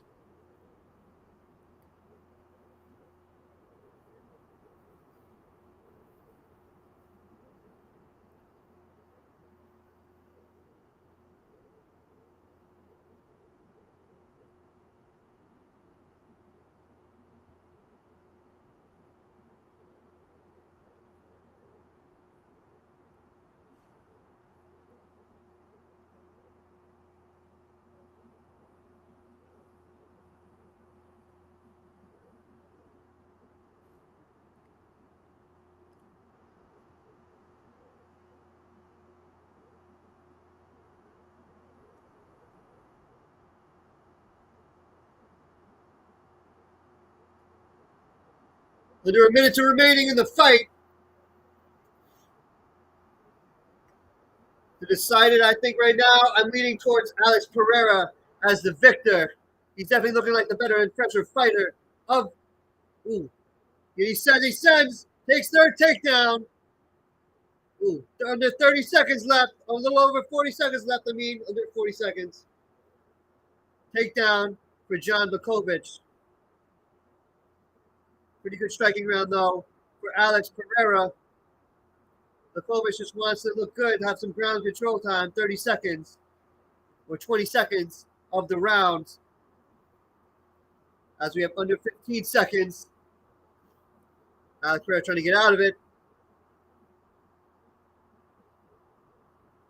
Blachowicz trying to do something to convince the judges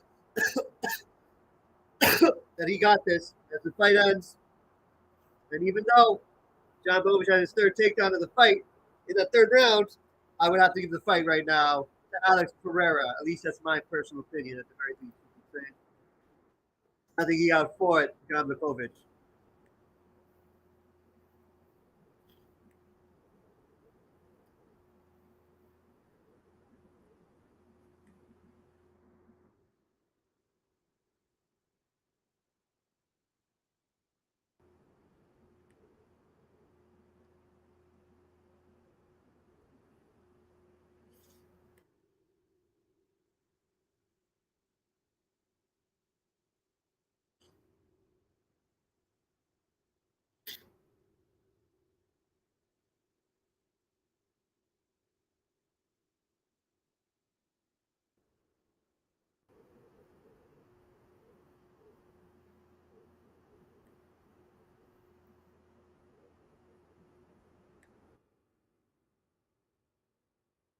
Oh,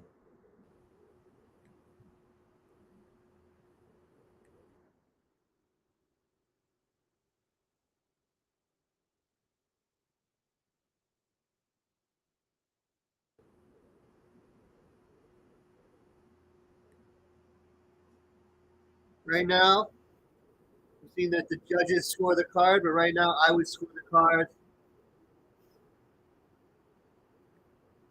I would definitely score the card in favor of Alex Pereira,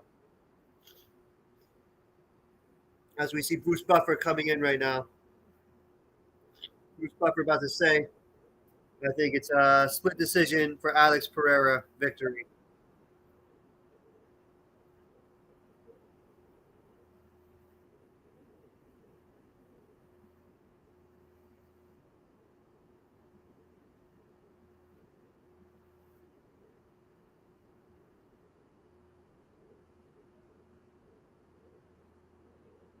As I saw it, split decision.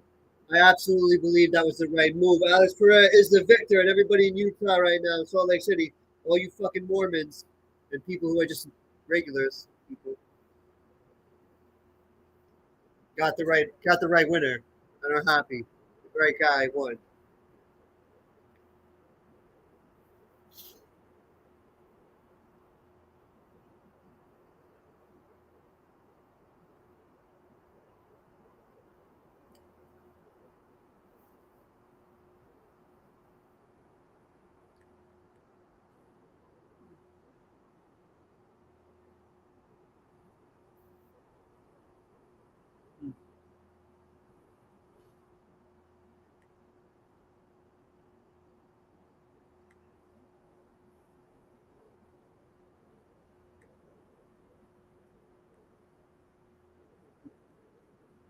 As he gets the privilege,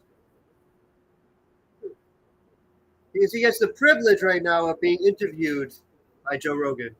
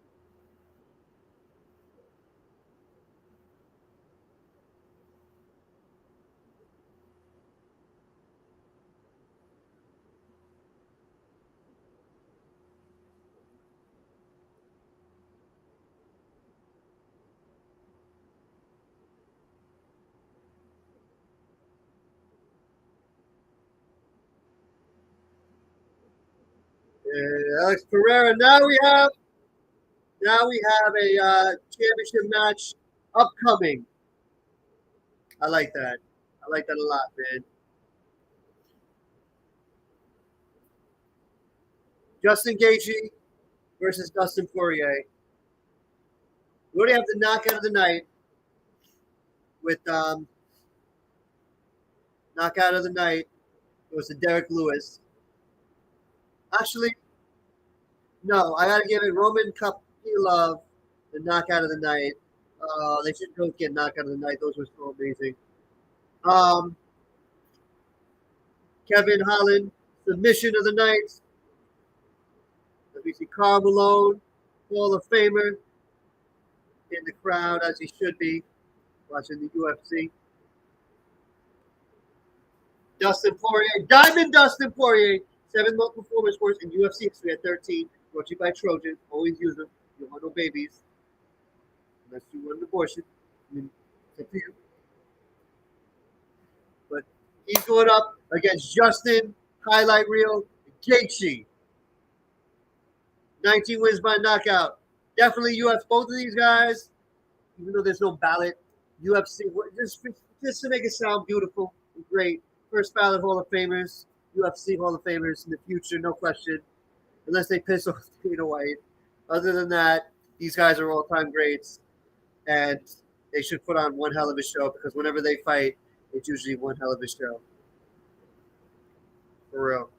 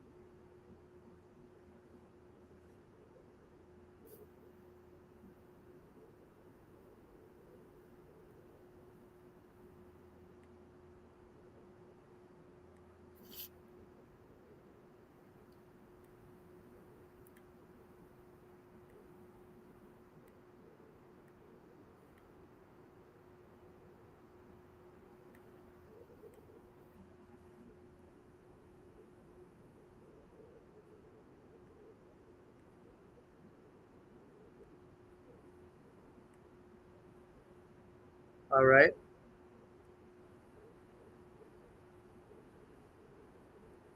Same guy, same game parlay. Total payout $100. Win 625. Minus 155 Poirier money line. Minus 20. 120 over 2.5 rounds. And minus 155 fight ends to end by knockout. Odds subject to change. Market availability varies by jurisdiction. See DraftKings.com/sportsbooks for TNCs. Whatever the fuck that means. It's time for the main event.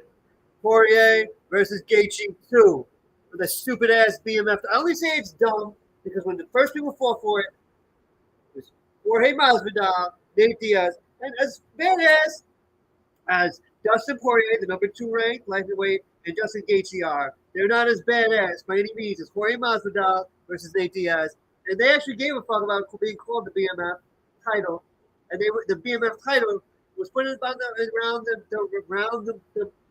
around the waist for Masvidal by The Rock. Okay, it doesn't get any more bad motherfucker title, bad motherfucker than that. These guys don't even care about the belt, but I want to see the fight because it's going to be an amazing super fight, for real. You know? Legit. No bullshit.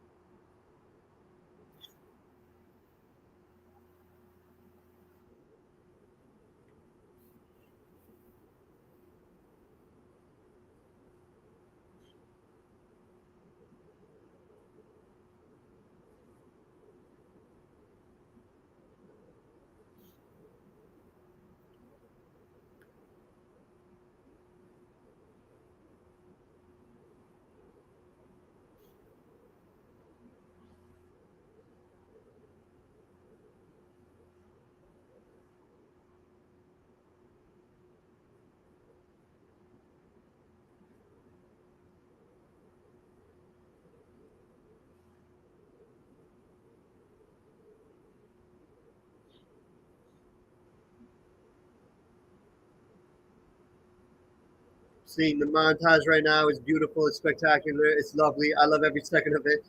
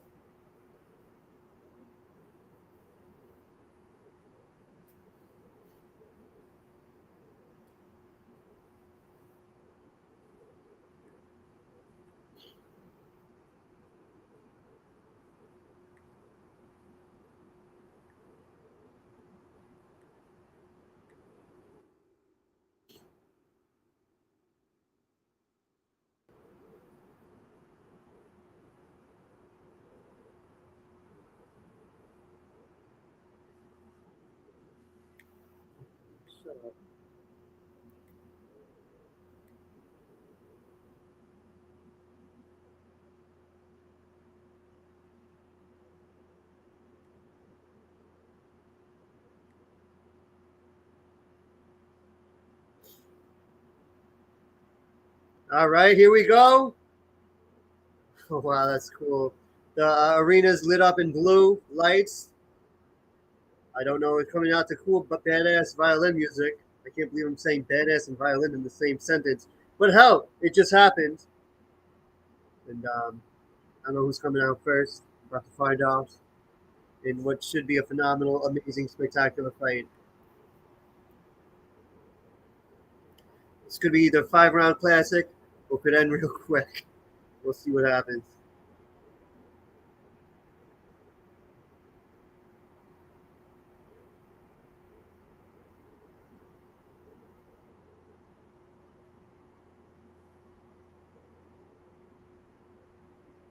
And here comes Justin, the highlight reel GAETCHJE2. He looks game bred, game ready. He gives his fist in the air. This guy is ready for a big time fight. Crosses himself. Not bad. Like it, like it, like it, like it all. I don't have. It's hard for me to pick like a fan favorite for me because I think both these guys are so much fun to watch. I just want a phenomenal fight. And to me, whoever wins this is up there for a title shot. I know the lightweight belt is going to be in, I think, what is it, UFC 294? It's going to be Oliveira versus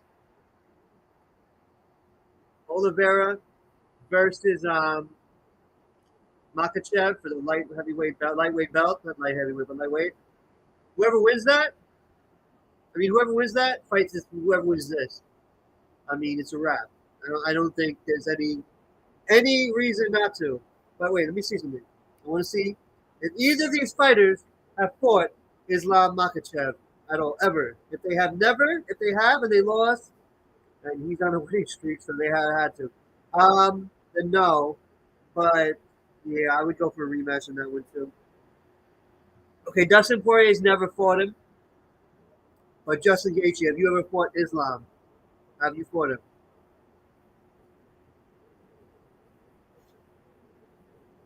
No, neither of these guys ever fought Islam Makhachev. So whoever wins this fight gets a title shot. Justin Gaethje, former interim UFC lightweight champion. Most performance awards in UFC since 2017-11, and finished 20 of 24 wins, 19 knockouts. This guy, real deal, Holyfield. Love watching him fight. And Dustin Poirier. This should be fireworks.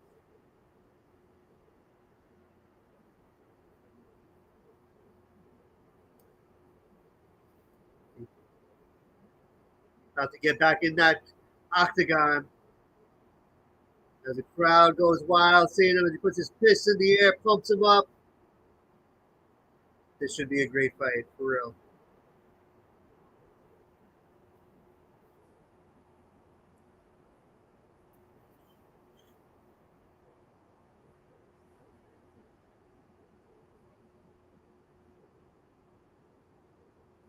And he does some cartwheels. He's getting ready. Bouncing on his feet. He's got those butterflies because he knows this is a huge fight for his career, as is every fight. But this fight, this main event, you're one win away from the UFC lightweight championship title shot. That's how I feel about this. Obviously, it's number 2 and number 3 fighters in the world. Whoever wins this is next up for the title after that Oliveira Makhachev fight. That's Dustin Poirier about to come to the ring. About to come to the octagon cage.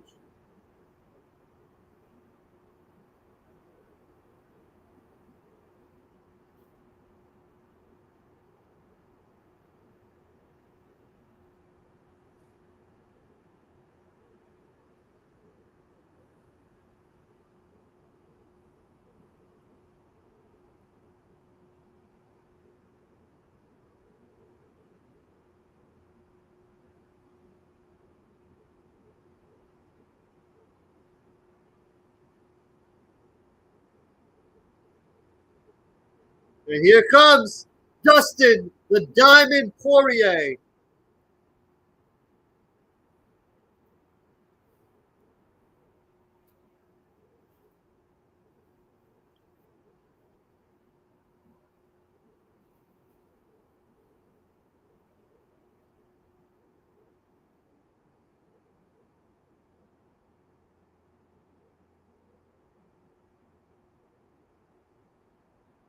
And here comes Dustin, the Diamond Poirier, inside the arena.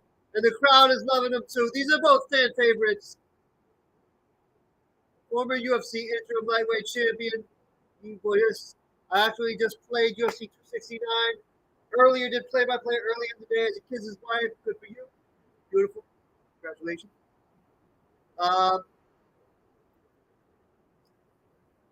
Oliveira versus Dustin Poirier. They did fight. He did lose. But to be fair, I think he could beat Oliveira because he was showing pretty good in the first and second round at times until he got on that rear naked choke. Oliveira got on his back and put him in rear naked choke mode. I think that would be a good rematch.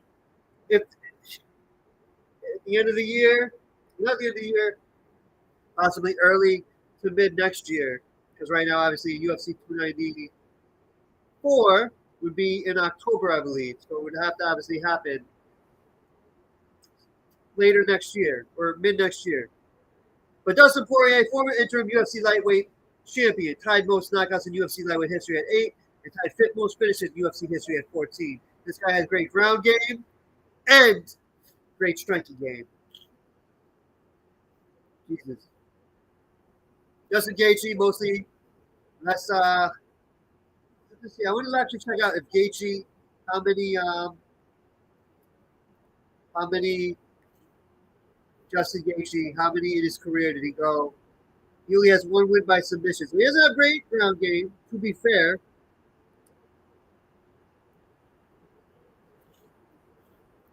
But so if it goes to the ground, obviously you got to give it to Justin Gaethje, even if he does have a amateur. Okay, well, look at that. He has an NCAA Division One All-American in National Collegiate Athletic Association and NCAA Wrestling, and seventh place in the 57-pound championship division, seventh place in 2010. But so even okay, even Dustin Poirier is a minus 150 favorite. Both 34. Dustin Gaethje 2 inches taller, 1 pound more, but Dustin Poirier with a 2-inch reach advantage. And folks, with the introductions, brought to you by Brief Trade is Bruce Buffer. Ladies and gentlemen, this is the main event of the evening. Goodbye. Beach Shade and Air National Guard. Hey, good job. And Ron McCarthy. And Dr. Khan, the referee will be the Honorable Herb Dean. Bye.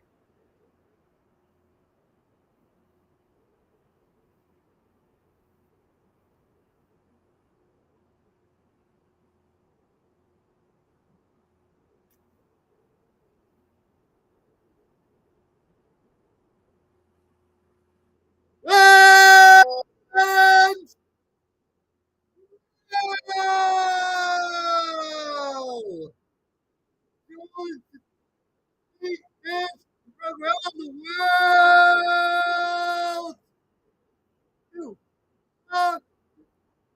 Fighting for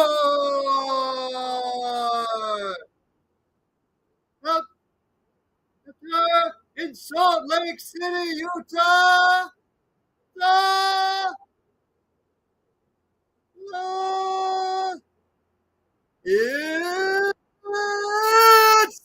It's time! Rounds F title! First, fighting in the blue corner. Martial artist, record, 24 wins, 4 losses. He stands 5 feet 11 inches tall, 156 pounds, fighting out of Denver, Colorado, Justin, the Highlight Reel GAETCHJE2.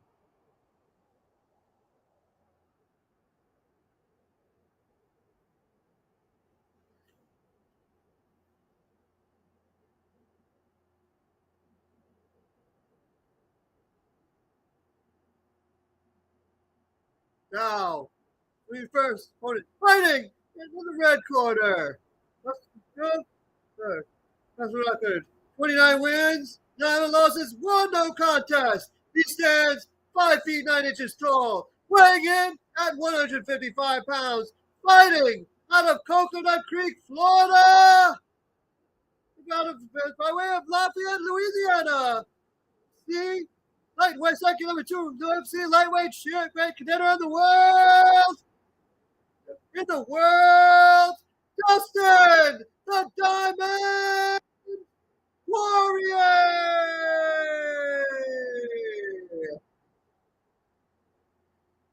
And Jorge Masvidal's loving this. I'm loving this. We all loving this.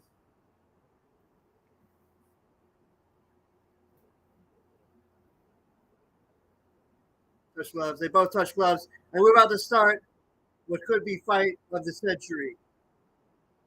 Not just fight of the night, not just fight of the year, not even just fight of the decade, fight of the century. Dustin Diamond Poirier versus Justin Highlight Reel GAETCHJE, and we are underway. Round 1, gonna have lots of fun. Dustin Poirier in the black trunks, Justin GAETCHJE in the white trunks. All right. Both fighters, not just with BMF title on the line. I know they don't care about that, but whoever wins this fight, after the Oliveira Makhachev, whoever wins that fight for that title, they get him. Without a shadow of a doubt. I don't know how you don't have that. Oh, wow. Okay. Ooh, nice calf kick from Justin GAETCHJE. Ooh, nice kick from Poirier. Ooh, nice shots from the highlight reel.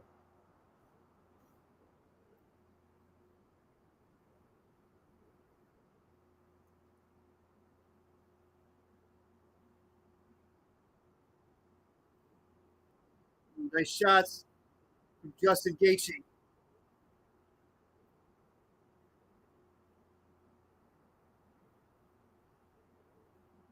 Nice calf kick.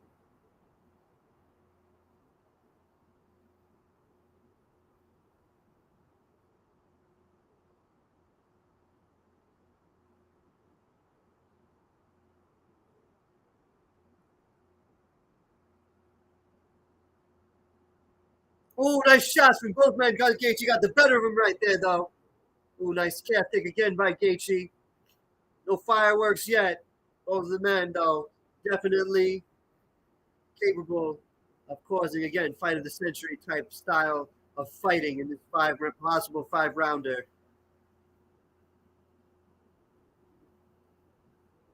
Ooh, nice kick to the head from GAETCHJE, from Poirier.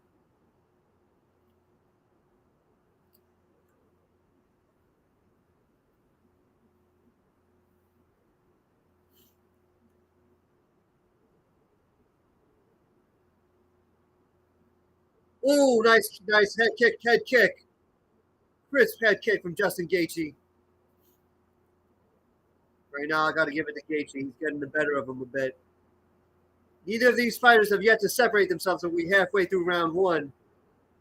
But this fight already looks like a hell of a lot of fun. Nice back and forth between both men.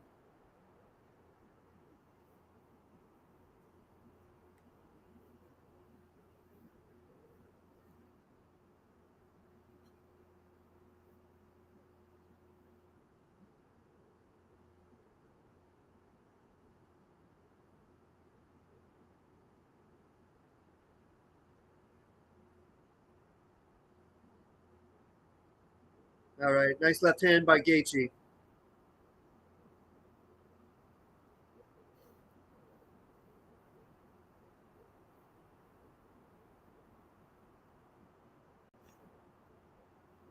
Ooh. Left eye of Gaethje looks a little bothered.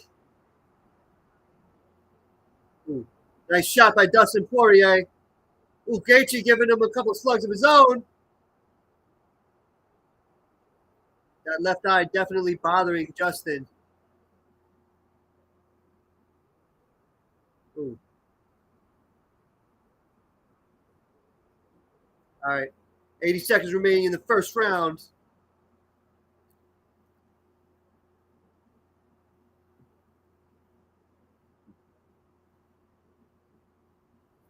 Ooh, nice shot by Poirier.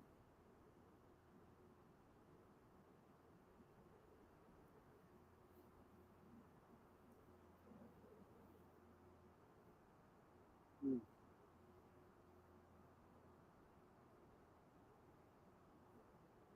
Nice shot from Gaethje. Definitely got through.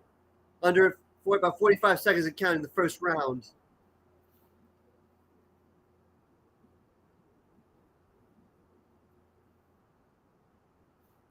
Ooh.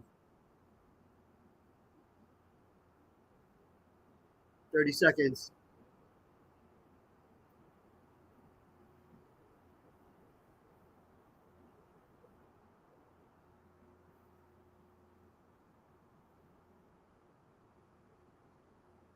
Ooh, nice head kick again from Gaethje. Nice calf kick from Gaethje. Getting his kick game on.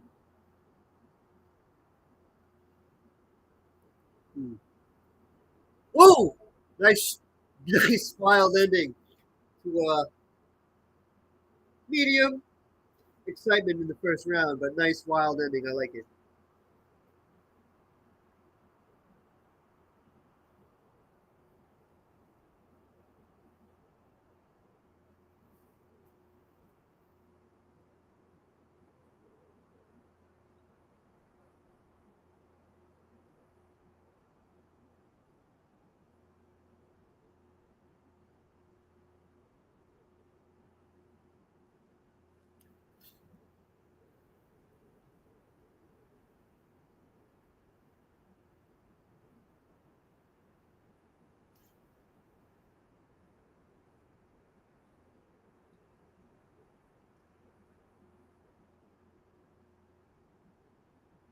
Ooh, great action in the first round. You see Gaethje. Ooh, he punched in the eye. That's where the Dustin Poirier punched him eye midway through, or right before midway through. That's when you saw his eye got a little problem with that. All right, we're in the second round now.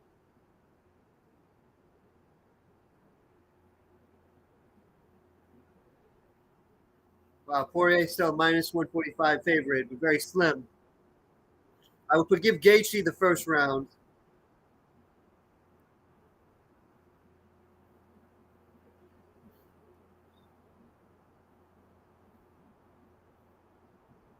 Crowd screaming Poirier.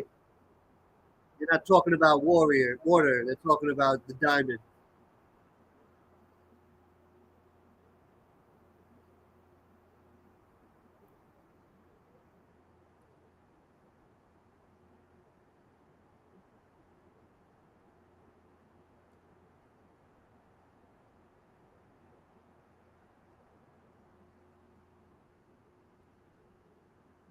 Oh, nice shot from Poirier! And Poirier shocks the world and knocks out Gaethje with a beautiful head kick. He is now got the BMF belt because he is the baddest motherfucker on the planet. Wow. And Dustin Poirier still is seeing stars. but not the kind from Hollywood, the kind from Venus and Mars.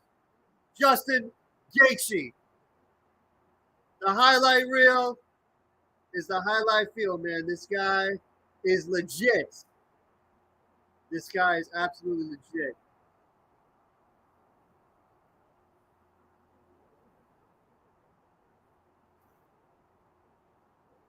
Deadest motherfucker tonight, Dustin Poirier.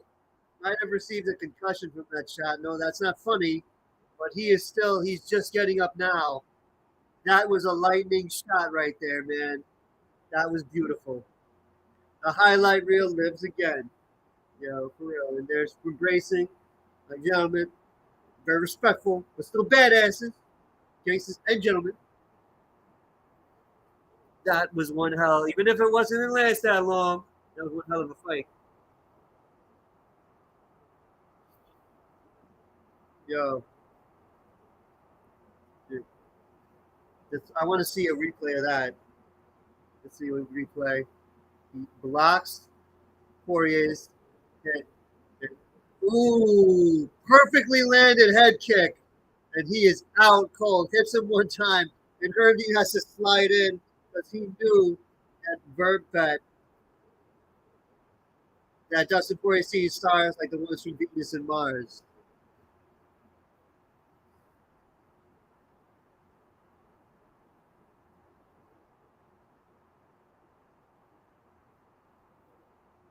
Oh, man, he hit it from behind the punch and perfectly landed head kick. Yo, that was just as badass as last year's Leon Edwards Kamaru Usman head kick. And that one was a little nicer, but both were fucking beautiful. And there was a one earlier in the night. Let me see. I gotta get the UFC 291. The head kick from Roman Kopylov.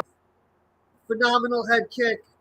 That's both those guys. Phenomenal. Two phenomenal KO head kicks in one night. That's pretty amazing.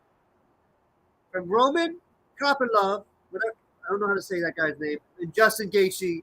I don't know which one. You got to give Dustin GAETCHJE2 the highlight that night. They both should get it. But that was beautiful. I mean, the $50,000 extra. Yes, he is. Dustin GAETCHJE2. Both these guys are former interim lightweight champions. I think Dustin GAETCHJE2 gets the next crack. I think he has a chance, to be honest, to beat Charles Oliveira or Islam Makhachev. No bullshit. Yeah, we watched that again. They're showing it again. They're comparing it. Same technique. Well, I was just combining the Leon Edwards to Kamaru Usman, and then they showed it on screen. This sport is spectacular and beautiful, man. For real.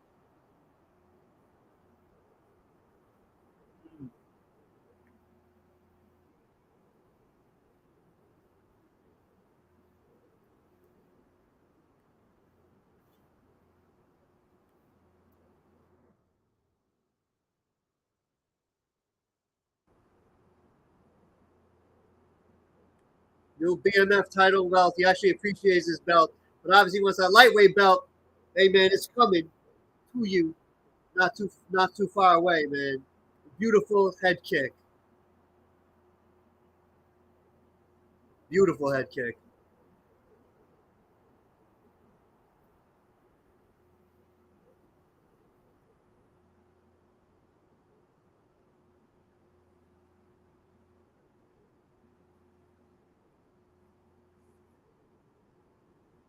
Now Joe Rogan gets to Justin Gage gets to be interviewed by Joe Rogan.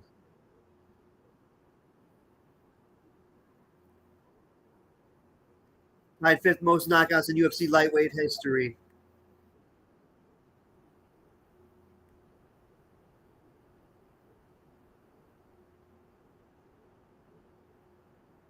Thanks, guys, for watching. Thank you for watching the UFC 291 live Poirier versus GAETCHJE2. We got a new BMF belt winner. We got some guys like Alex Pereira and Dustin GAETCHJE2 who are on their way to belt opportunities in their respective divisions. And I will see you very soon. Have a good night. Peace out. Thank you for watching. MMA 316, Mike Mordecai for the